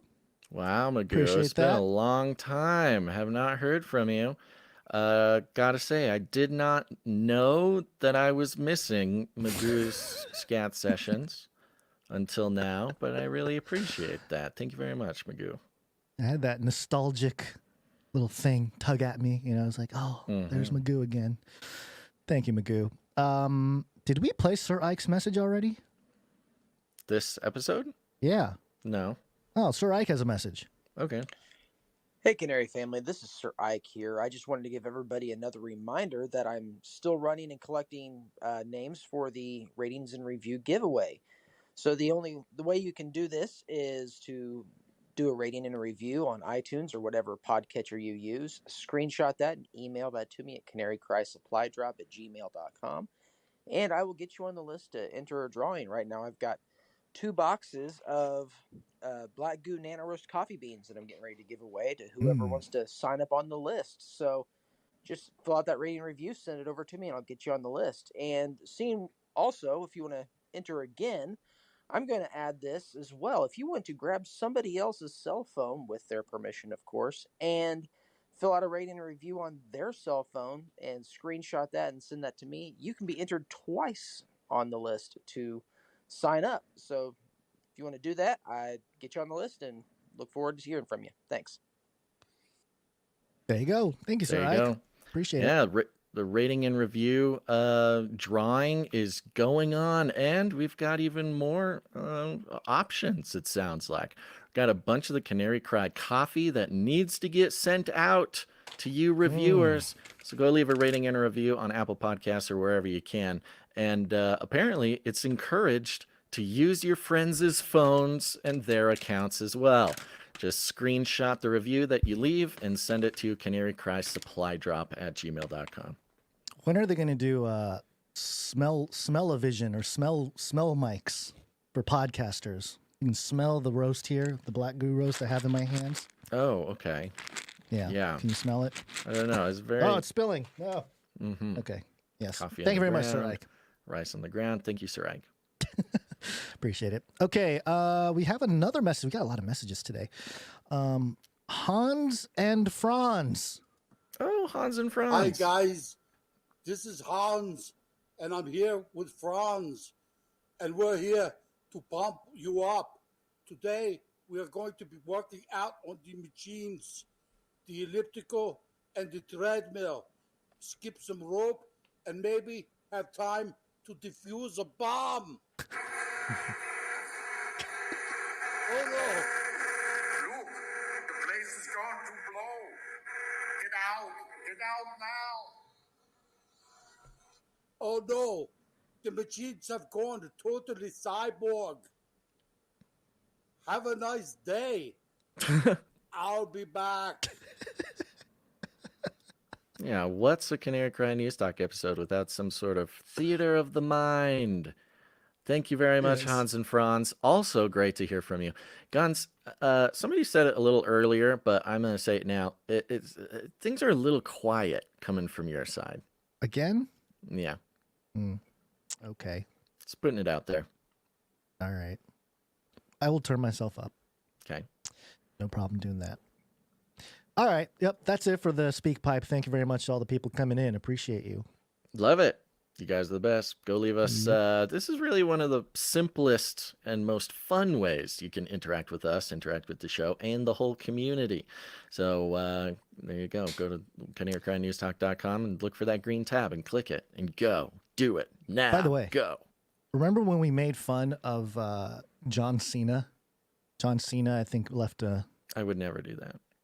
Well, we're kind of... Anyway, did you see the humiliation ritual that he was put through over the weekend?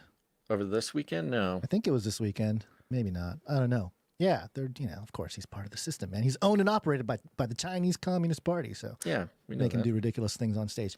Anyway, there was that's another it for the one. Speak Pipe. I don't know. I thought it happened recently where he was. You're talking about his. You're not telling me what it is. Are you talking about his apology?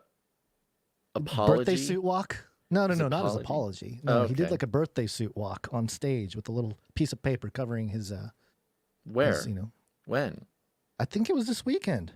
What? Like what event are you talking about? I don't know. Some award show. Hold on. Let me Was find the it. Let me just Oscars? find The it. Oscars were. Was this it the weekend. Oscars? Yeah. Yeah, I think it was it. Yeah. John Okay. Cena. All right. Yeah, no, I nearly didn't see naked, nearly naked John Cena on stage. Yeah. Okay.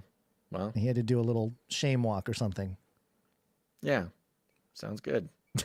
I don't want to show these images. He deserves it. Yeah. Don't show All right. it. I mean, he's ripped, but anyway. All right, here we go. We got some more producers to thank, Basil. Gonzo. Let me help you. Let's thank Okay. some more producers who came in with their treasure to support. I'm the like show Joe here. Biden. I just mumble. I just, hey, know. John Cena. Gotta keep him on script. Ah.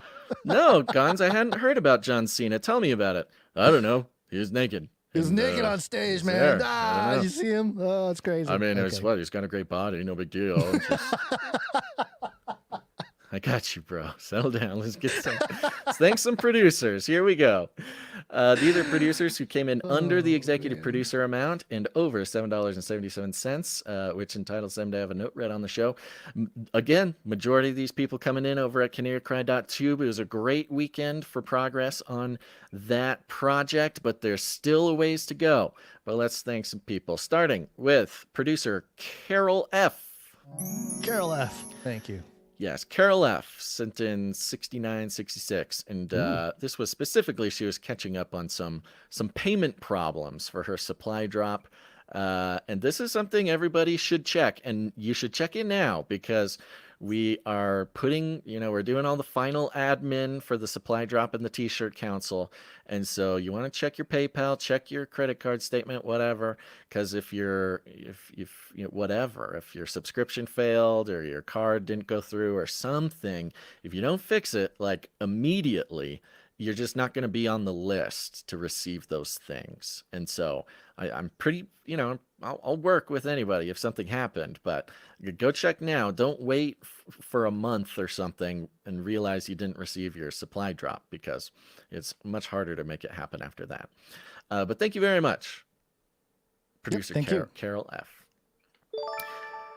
Next up, we got producer Benjamin S. is back. What's up, Benjamin? Benjamin, thank you. Yeah, I couldn't find Benjamin on the night list. I'm almost positive that Benjamin's night, but we got to get our act together with that list.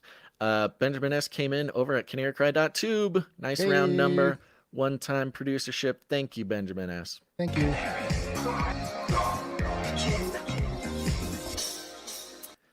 Next up, we got producer Jan. I think this is Warrior Chick Jan. Warrior Chick Jan, thank you. Yeah. Came in, nice round number, and said, "Hey, love you all. God bless." Thank you very much, Jan. Thank you. Good to hear from you. Next up was a name, and I'm going to try my hardest. Thank you to producer Hyung Jan. Hyung Jan. Hyung Jan. How do you spell that? Signed up for the supply drop, $33.33 a month. Hey, 33. Hey, good timing. Good timing. Illuminatus. Thank you very much. Supply drop is really one of the most important programs if you want to help keep this show alive, and you get a bunch of cool stuff. CanaryCrySupplyDrop.com. Next up, producer Sir Marty K, Not of the Wrong Timeline, came in. Hey, Sir Marty K, thank you. And I made a grave mistake, Gons, by assuming you would have gotten his stuff that he sent. Do you need... Oh, well, I got his stuff he sent for the canarycry.art portal. Is there more? Okay. Yeah, no, that's good. That's Okay. what we needed, yes. All right, good. So Marty K came in for $33.33.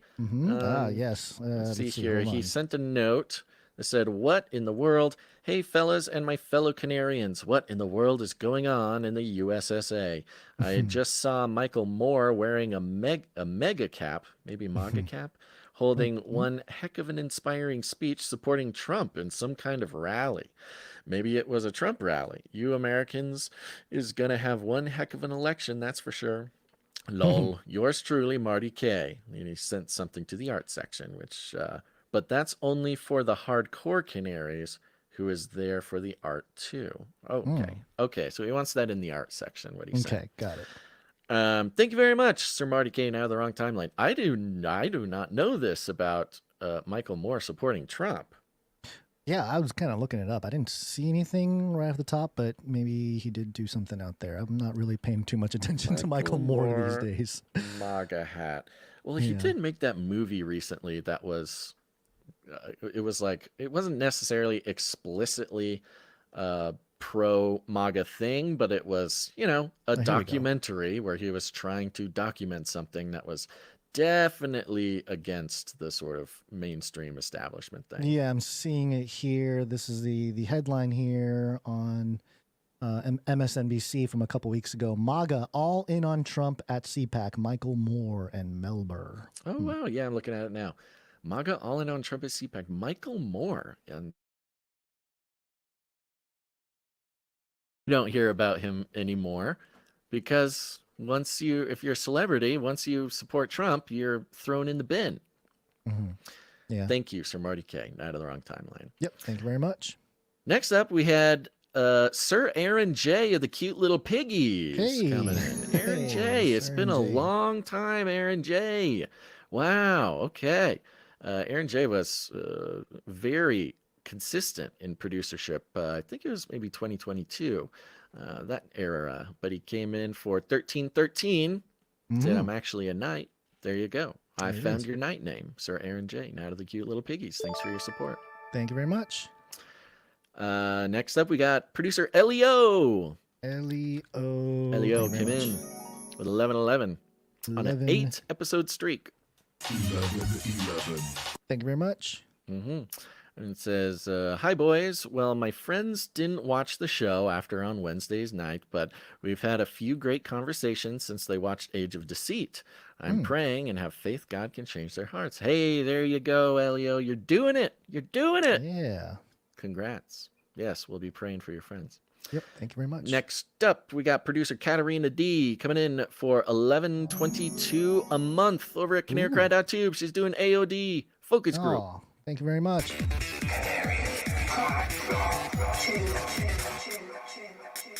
There you go. Then we got producer Mike C coming in, nice round number, one time at CanaryCry.tube. And a note here that says, "I have ditched PayPal, so I can't set up recurring payments, but I plan to make these donations monthly. I thank God for both of you. Been mooching since 2016. Oh, we got a demooch, Guns. Oh, okay. God bless you both and the ministry you've built."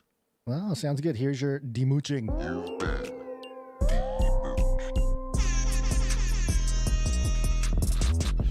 There you go. Thank you very much. Congrats on the demooching there, Mike C. And another reminder, I just put those non-PayPal CanaryCry.tube buttons at CanaryCry.support. So if you go to CanaryCry.support, right near the top there, you can join the AOD4 focus group without using PayPal. Thank you, Mike. Thank you. Yep. Next up, producer Lynn C came in monthly at the tube. Hey, thank you, Lynn C. Peter H came in over at the Tube. Peter missed H. Missed the monthly, but he came in and helped us out. Thank you. Thank you, Peter H. Sorry K came in monthly at the Tube. Thank you, Sorry K. Allie Wow, B came in Allie B. monthly at the Tube. Oh my goodness, Allie B, thank you. Ted P came in monthly at the Tube. Ted P. Yeah. Can't keep up. Susie G came in monthly at the Tube. Susie G, thank you. Yep. Oh my gosh. Stickman Graphics came in monthly at the Tube. Stickman Graphics, thank you. Woo! I like this. Stickman Graphics, cool. Sir Tristan Knight of the Garden came in for a pocket full of sevens. He's on a 14-episode streak over at Nice. CanaryCry.2. Thank you very much. My goodness. Wow, that is crazy. It's good. Folks, just to say that if you're still listening, I know a lot of people skip the break, so I'll need to mention it some other time. But really working hard on getting the infrastructure put together for Canary Cry, AOD4 focus group. There is a chance, now it's going to happen in stages, but there is a chance that there will be like a real community aspect of everybody who is in the focus group. So at least eventually, but maybe even right when we start, you'll be in what is going to inherently become a bit of an exclusive community of other producers with a mission. It's not just a casual, social media experience, but a bunch of producers on a mission to help perfect AOD4. And, you'll get to spend time and hang out, fellowship with other producers. So I was thinking about this too. It's a good reason to get in now. Yeah. I was thinking about, depending on how this goes, we could probably, you and I can just put together documentary, bigger projects that operate in even more of a communal way. That's what I'm saying. It's like a brain trust. Yeah. Is what we're putting together. We're putting a brain trust of people who are invested in the show, and they kind of prove that through their support of CanaryCry.tube. Most of them have been around for years, so they're very, they know everything we know, basically. And they are, willing and capable of helping us really perfect some of these bigger projects. And it'll be, a really cool little brain trust. So go to CanaryCry.tube, sign up monthly. Remember that part. That's an important part. Or go to CanaryCry.support and look at that big blue box up near the top. Yep. All right, that concludes the list of financial producers who came in $7.77 or more. We got a few people. Our streakers are here streaking, so let's thank them, and then we can keep moving. Starting with Dr. Who Done Dat, 69 episodes in a row. Thank you, Dr. Who Done Dat. Mrs. Tinfoil Hatman, 29 in a row. Thank you, Mrs. Tinfoil Hatman. Sir Moore, 341 in a row. Sir Moore, thank Veronica D, 373 in a row. Veronica D, thank you. Dame Gale, 369. Thank you, Dame Gale. Sir Scott, 398. Thank you, Sir Scott. Sir Casey the Shield Knight. Sir Casey the Shield Knight. Yep, 410 episodes in a row. Amazing. It's incredible. Thank you very much to everyone who invests in us. It is a humbling experience, and we could not do it without you guys. And we look forward to harnessing all of your brains for many future projects. Sounds legit. Yeah, sounds about right for Age of Deceit 4. We're talking hive mind, might as well. Exactly. We're making a hive mind of followers of Christ to complete this task. Yeah. Okay, Gons. Anybody send in art or anything cool? Yeah. Well, let me just say, go to CanaryCry.support. CanaryCry.support. But also, let's thank some producers for coming in with their talent. Audio production. One art, please.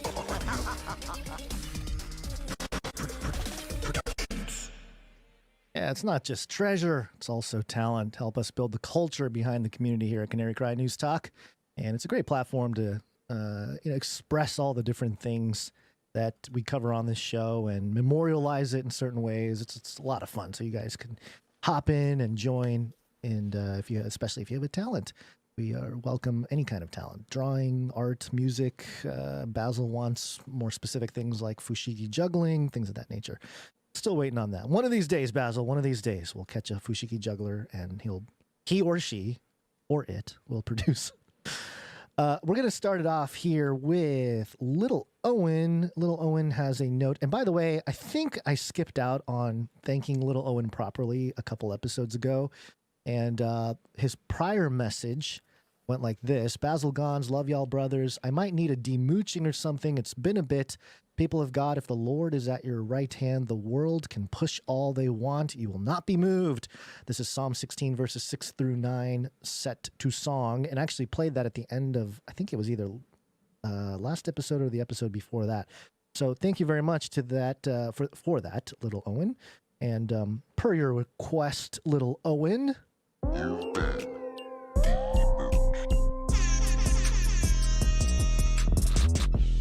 Yeah, just to make sure. And he also had something he sent in today, and the note just read, love you guys, keep on keeping on. Psalm, did I miss part of this? Psalm 14 is the song. And per usual, we'll play a few seconds, we'll play the whole thing at the end.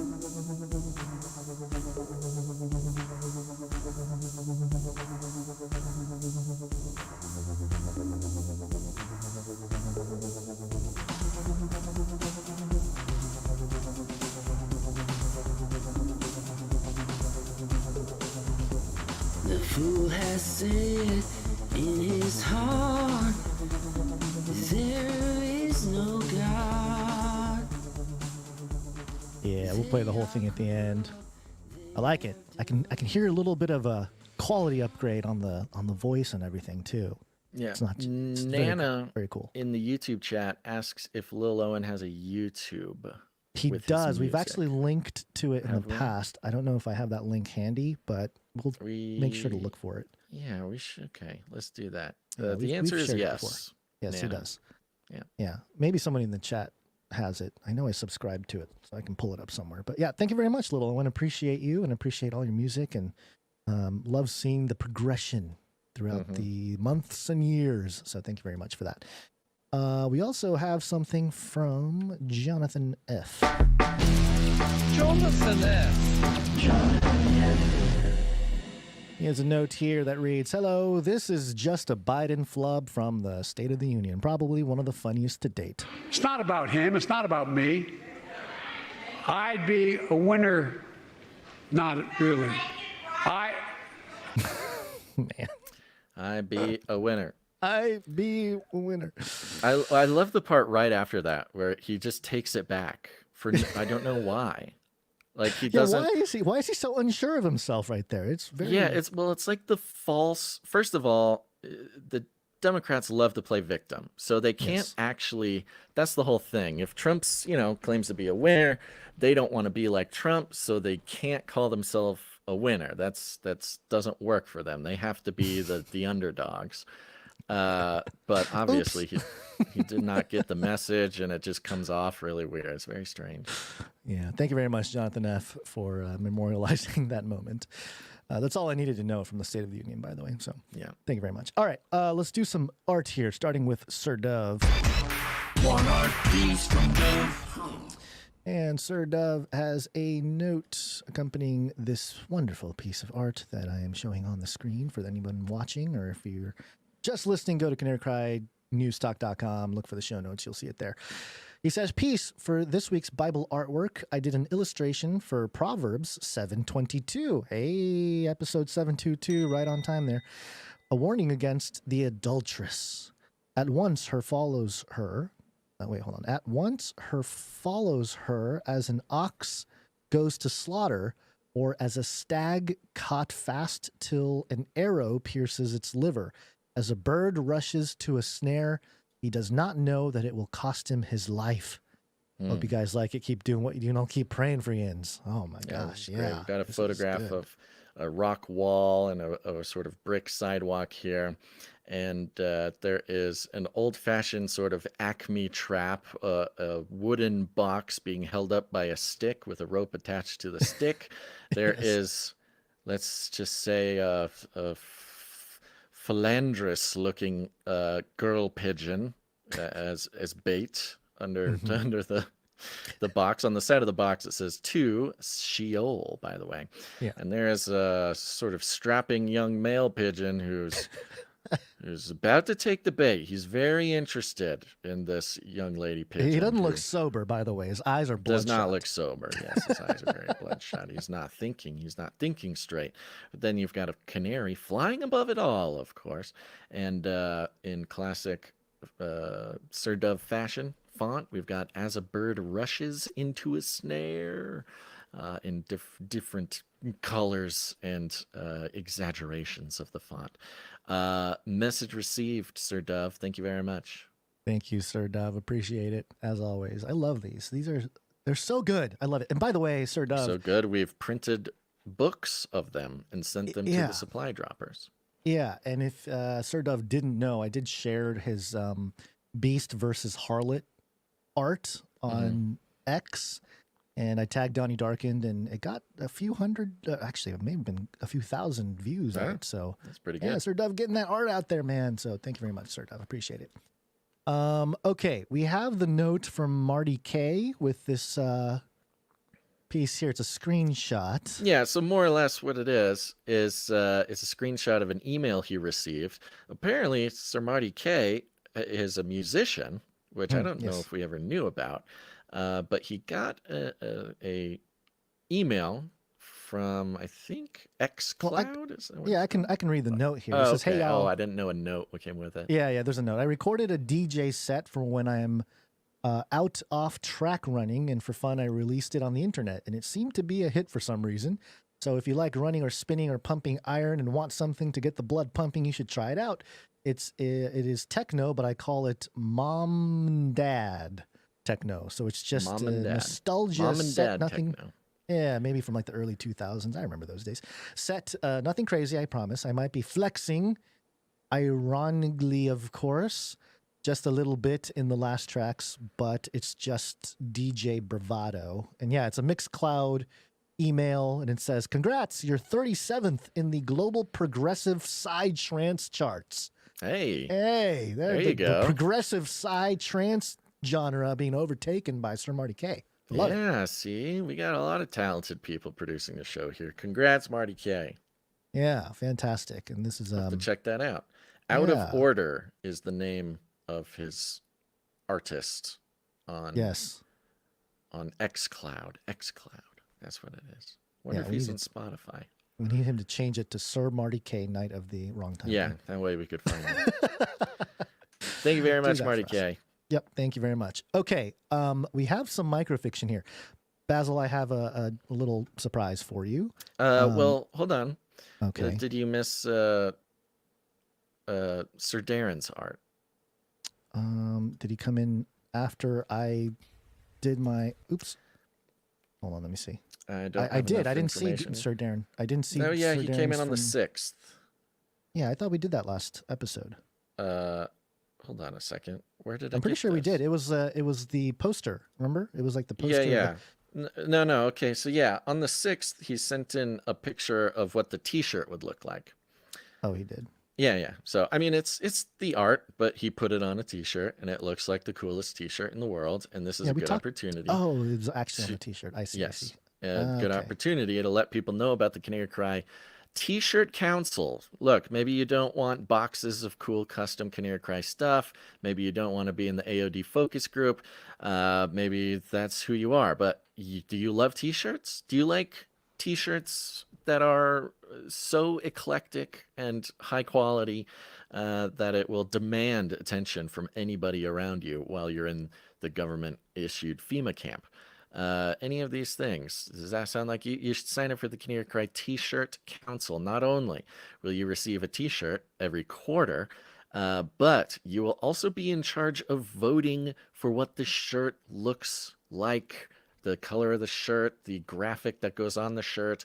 The Canary Cry T-shirt Council, they're the smartest. They're the most talented. They're the most devoted. They're the most responsible producers that we have, because a heavy weight lies on their shoulders, and that is choosing what the Canary Cry T-shirt will be ultimately every month. And Sir Darren, Night of the Hungry Panda, put the manga Kinnear Cry News Talk Samurai biker shirt or design on the shirt, Looks single really good. color. Yeah, It's looks the really coolest shirt that could ever exist. And if you like what you see, folks, you like what you see, go to Canary Cry T-shirt Council.com. Canary Cry.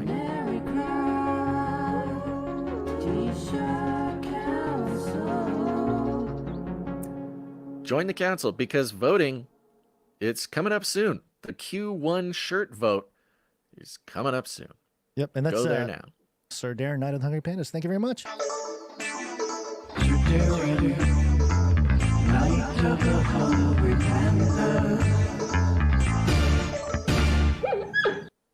Yeah.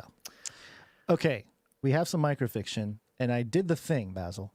I took what? What are you? Oh, jeez. I don't know what you did. Why are you mumbling? I just did something. I don't know what you did. I did a thing. I took the microfiction. Well, first of all,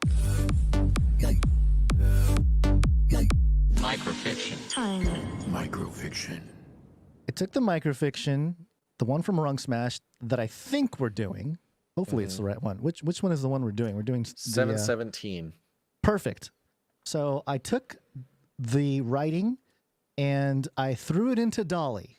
Okay. Which is the AI version of it's a chat GPT thing where the Mid-Journey and you can just hop on there and so no prompt, just the microfiction. Okay. And so are you ready for the first one? I'm ready. Should I read it? Yes, while you're showing it? Okay. Yeah, I'll show both. I'll show it and then you shall read it. Okay. Yeah. And now that you're looking at it, you'll be inspired. I'm looking at it. Here we go. Marty stares in awe as scenes of Holland's fields bloom in reverse, and a winter festival in Denmark flowing backwards. His elation grows immeasurably until a blast of synthetic rock and grease paint knocks him off balance and into the time stream.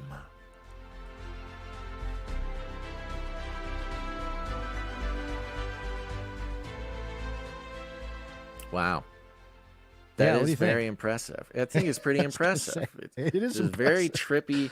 So this is very This is kind of the thing with the microfictions. I think it is one of the obstacles of microfictions is all of our writers are incredibly imaginative and chocked with complicated ideas like time travel and interdimensionalism and unknown faraway worlds and things like that.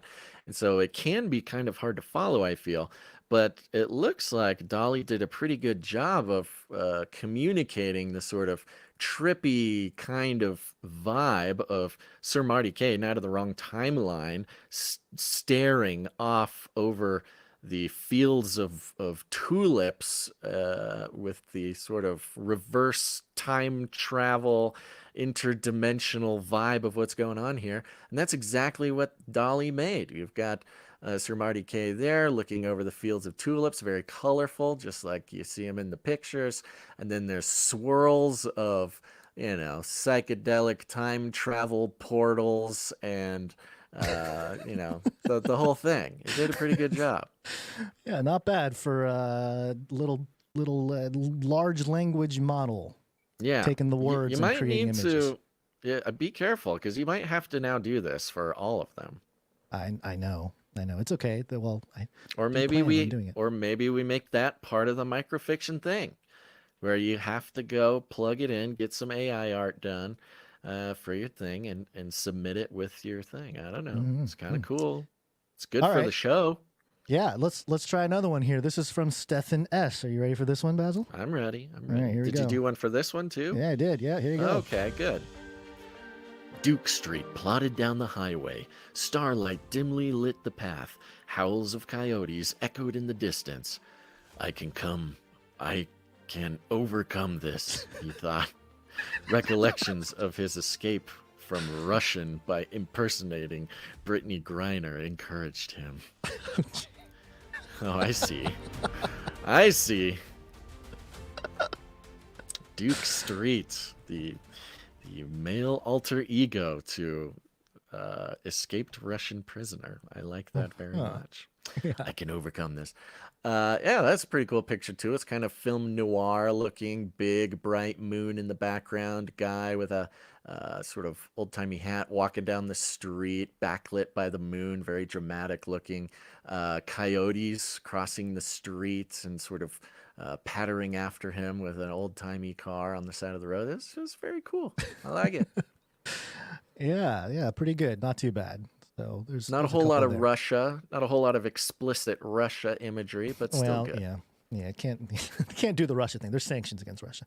All right, one more from Jolmes. Here we go. This one, yes, I have Jolmes' art as well. Is this in the distant extraterrestrial atmosphere? Let me see here. Hold on, let me double check on that because yes, he gave us the list of all of them, and I'm trying. I know, but I'm seeing they're not crossed out. Some of the ones we did do. Okay, yeah, the one you're highlighting. That's the right one that I highlighted is the one. Yeah. Great. Here we go. In the distant extraterrestrial atmosphere, the sea surrendered to a ghostly pale fog, slowly shifting to a timid yellow, and further up you looked, from yellow to ochre, and then a quick humid green, and finally the proud blue sky, adorned with clouds blanketing its upper stratosphere, save for one detractor.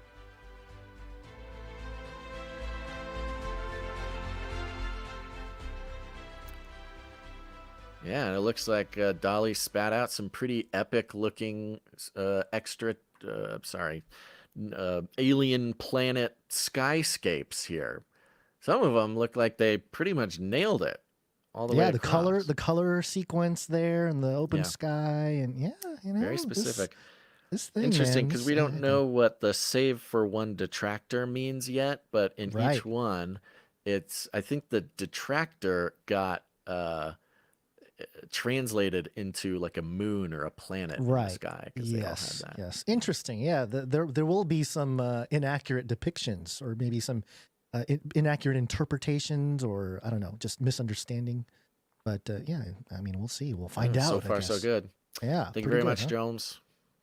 Yep. Thank you. I think this is next level for the microfiction. I think it's a cool little thing. There you go. So. Well, it's all you, bro. Yep. Thank you for all the producers coming in with their art. Go to canarycry.art if you want to submit art. We've been doing it for years. It's a moment for all of you guys to be able to produce the show in this very unique and powerful way. So do that. Yeah, and we just have unlimited talent at our disposal for whatever we want to do. It's great. The art collection for this show is truly astonishing. Yeah, it's crazy. Okay. Yep. Thank you, everybody. Go to canarycry.art. You can also, if you have articles you'd like us to consider for the show, you can go to canarycry.report and give that to us there. And whatever way you want to put value back in the show, we are here to receive it. Indeed, it's the only way the show continues. We appreciate it very much. And I think it's time to close out the show. What do you got another story for us? It's cold, Basil. It's cold. Antarctica, go burn. A snowstorm. Antarctica. Ice. Scientists are penguins. Antarctica, they're opening the abyss. So a new discovery. Antarctica.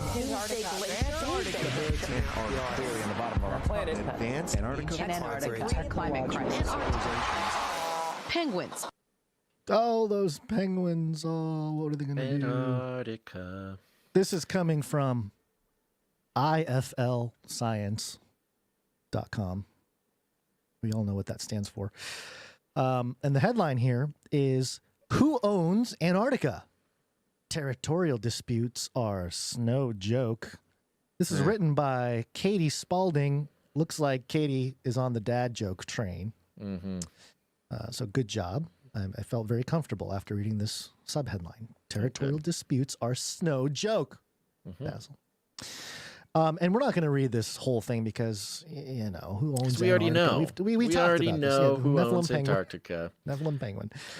The Antarctica Update listeners are the absolute most informed people about Antarctica in the world.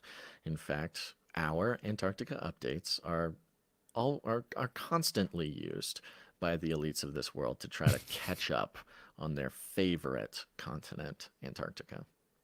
Yeah, so the article states here who owns Antarctica. Depending on who, where, or when you ask, the answer to who owns, quote unquote, or governs Antarctica could be anything from nobody to 53 different countries. Quote, the Antarctic Treaty, which dates from 1959, governs all activities in Antarctica, end quote, said Henry Burgess, then the deputy head of the Polar Regions Department in the Foreign and Commonwealth Office, in a 2015 interview with the Royal Geographical Society.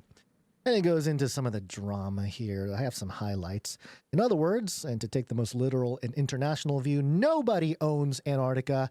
And we don't mean that in the sense of, quote, it's not a sovereign nation, but such and such country runs it day by day, unquote.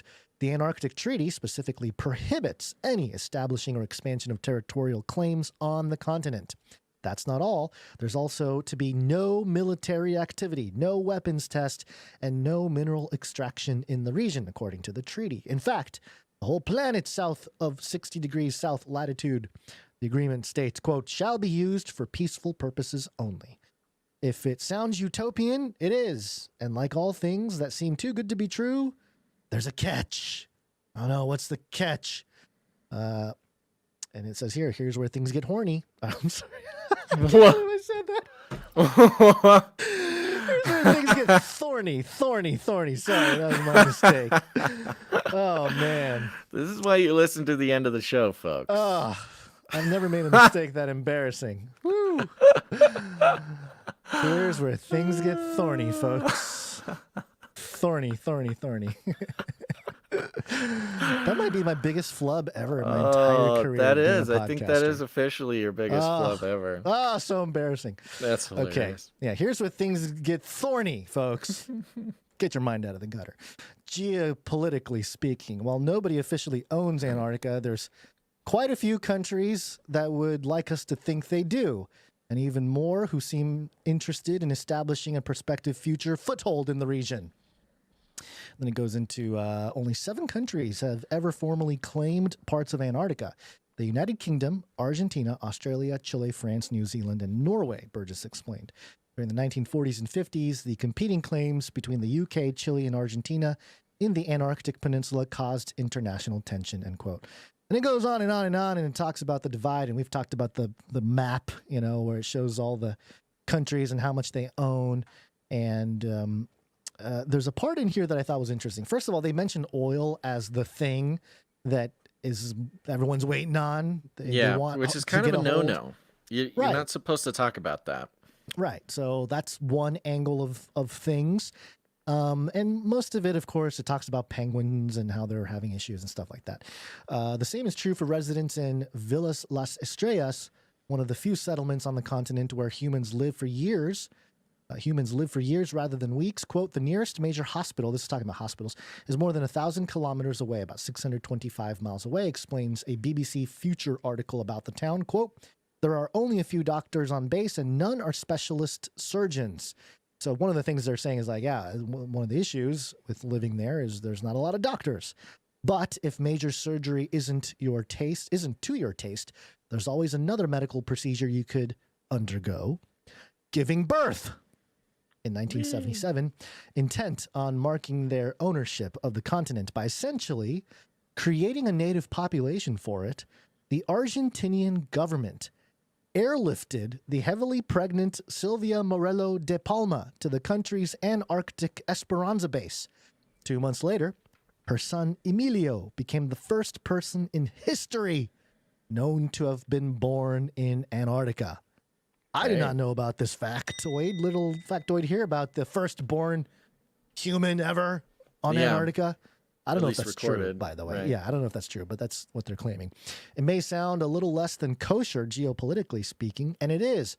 Really, quote, all of the countries involved in the issue of Antarctic sovereignty are kind of making up the rules as they go along, end quote, Hawkins said. But the Argentines had set a precedent. Chile doubled down on the feat, and so far, at least a dozen births between the two nations have been registered in Antarctica.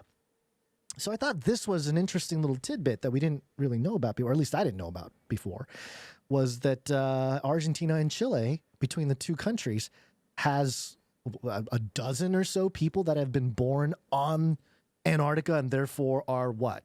Native citizens of Antarctica that doesn't exist? The closest thing, yeah, it is a very strange. It's a very strange move, and not strange. I mean, strange is not the right word. It's like a bold, strategic, yeah, it's a bold move. Yeah. There is no such thing as a citizen of Antarctica, but whenever the talks happen, these guys, these Argentinians, will have to be. They have a head start for sure. Having some of their citizens born there. That is quite the move. That and Chile, yeah. I'm wondering if Malay, Malay with might do some things. Well, I mean, he's already been there. It's an interesting move for this special reason, I believe, is that the idea of you being born in a country, excuse me, deciding that you are a citizen of that country is a uniquely American thing. That concept was sort of invented at the beginning of America. That had not been heard of before, that you can go to a country, have your child there, and then that child have a right to be a citizen. It was a very unique and very modern idea. It used to be, hey, if you're from China and you come to America or whatever, if you're in China and you go to whatever, Australia and have your kid, you're still Chinese. You're not Australian just because you happen to be there when you were born. It's much more decided by the lineage or the citizenship of your parents. So it is this, as America being the new Atlantis, the new world, the new Atlantis, this experiment in utopia, that was a very unique aspect of the founding of America. And so to use that to use that same concept almost as a weapon to take from America, in this case, the new world, Antarctica, is very shrewd. It's a very shrewd thing to do. And also, sort of an interesting tactic in hearkening to the, whatever sort of principles were used to found America to sort of lock other countries out of Antarctica eventually. It's not all figured out now, but that will certainly be one of the main talking points when they're figuring out what it means to be a citizen of Antarctica. Yeah. Well, you're born there. Well, other people can be born there. He married a penguin. Yeah. He got his green card because he met his lovely fiance is a native Antarctican. Goodness gracious. Well, good find. Yep.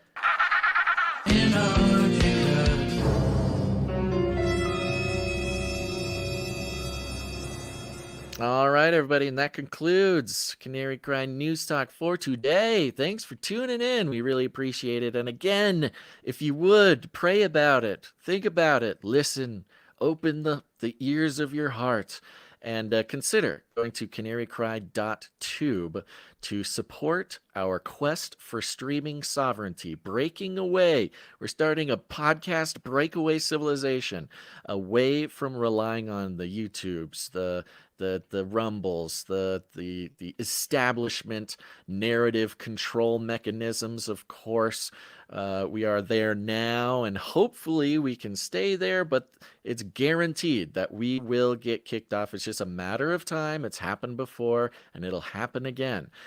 So we are taking our place on the vanguard, the front lines of pioneering streaming sovereignty, where no corporation can decide that your thoughts are too dangerous.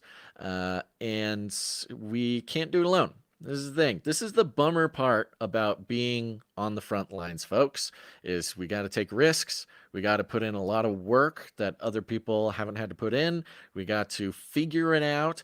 And most difficult of all is we got to pay for it. And so if you go to canarycry.tube or canarycry.support and look at the big blue box, you can go in through there if you're not a PayPal person, and join us with a monthly support for the canarycry.tube project. And look, you don't have to spend any extra money that you're not already spending. All you got to do is cancel your Netflix, cancel your YouTube Premium, cancel something that is provided to you by a company that prefers you didn't exist or didn't think the way you do, or would prefer that you would fall in line, that you would stop believing your ears, stop believing your eyes, and just get along with the message. That's what they want. And so they are able to continue doing that because we continue to give them the power to do so. And part of that is our hard-earned dollars. But if you feel so called, if you feel so led to join us in this mission, not just for ourselves, not just for this show, but to sort of pave a way and figure out a system that hopefully other free-thinking broadcasters will be able to emulate, help us take back our streaming sovereignty, help us pay for it as well. And if you do that, you will be in the Age of Deceit 4 focus group. That's right. Again, another way to lend your experience, your know-how, your knowledge, your wisdom to a next-gen truth-telling platform. That's AOD4. So this and more at canarycry.tube. We really appreciate you. And of course, thank you to all of our producers, whether you came in with your treasure or your talent, but also your time.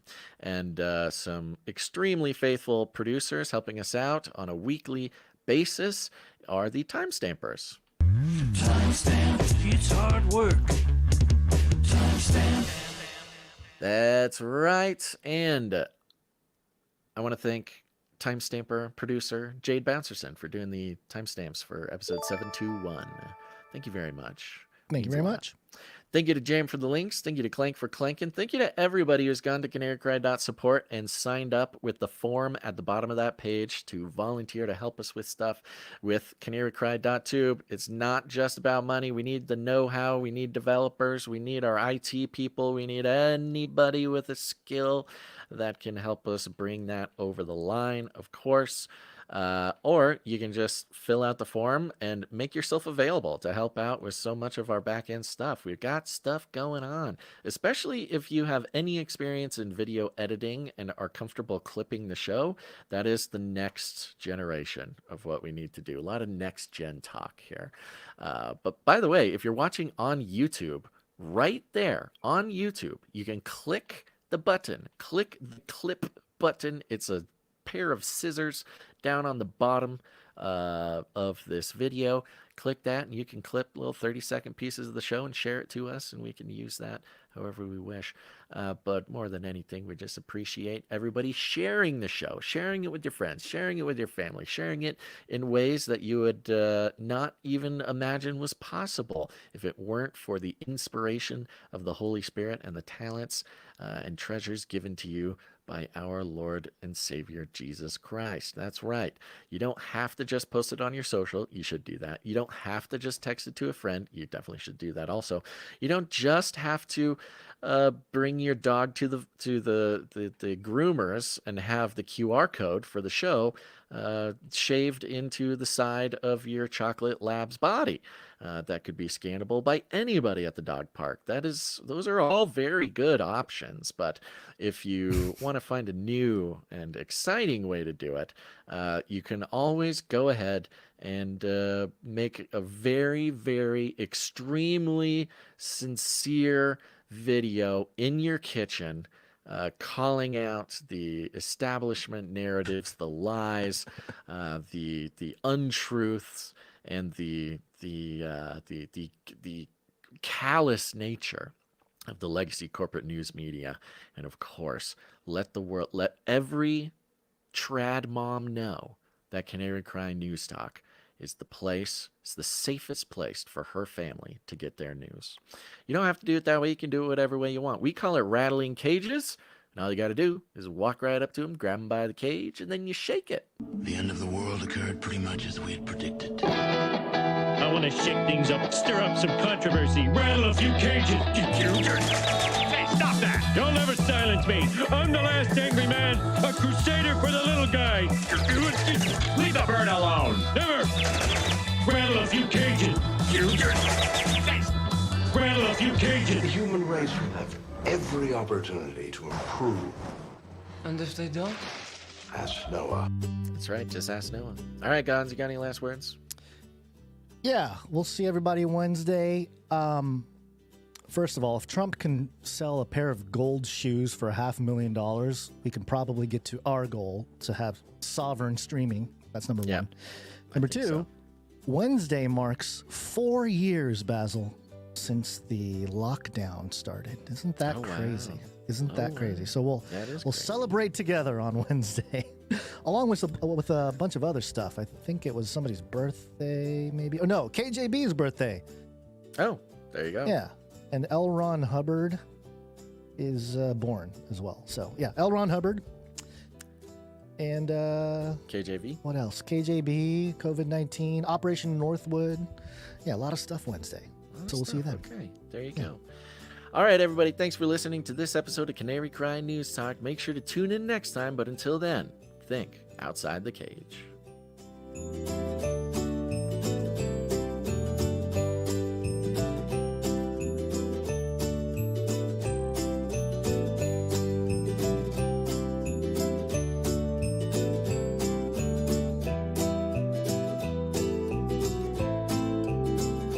Son of a beastie.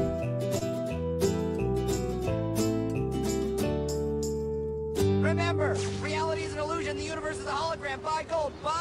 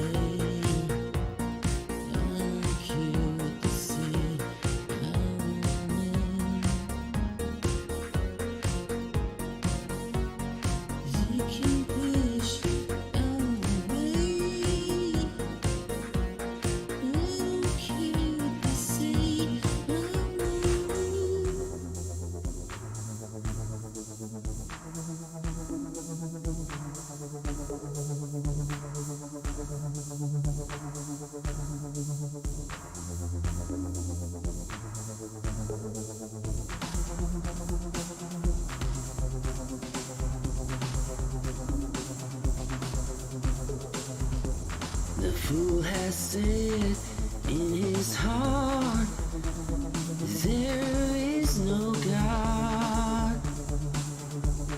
They are corrupt, they have done abominable works. There is none that doeth good.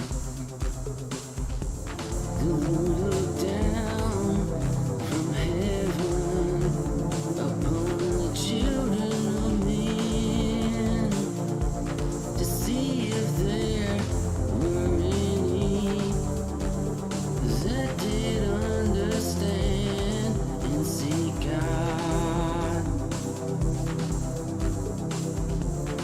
They are all gone aside. They are all together become filthy.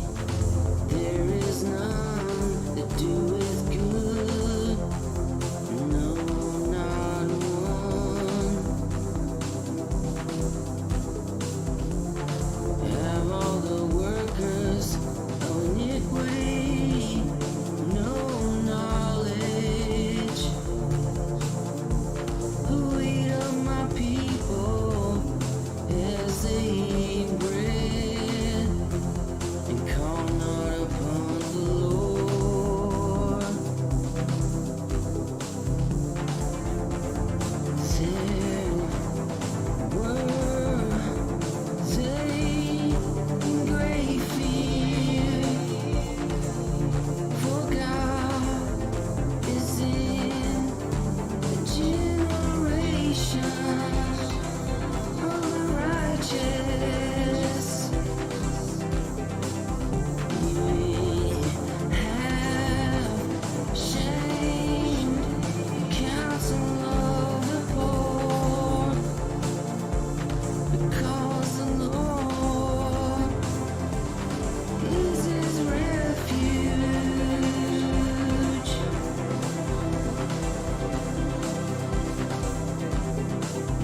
Oh, let salvation of Israel come out of Zion, and Lord bring it back. The captivity of his people. Jacob shall rejoice, and Israel shall be glad.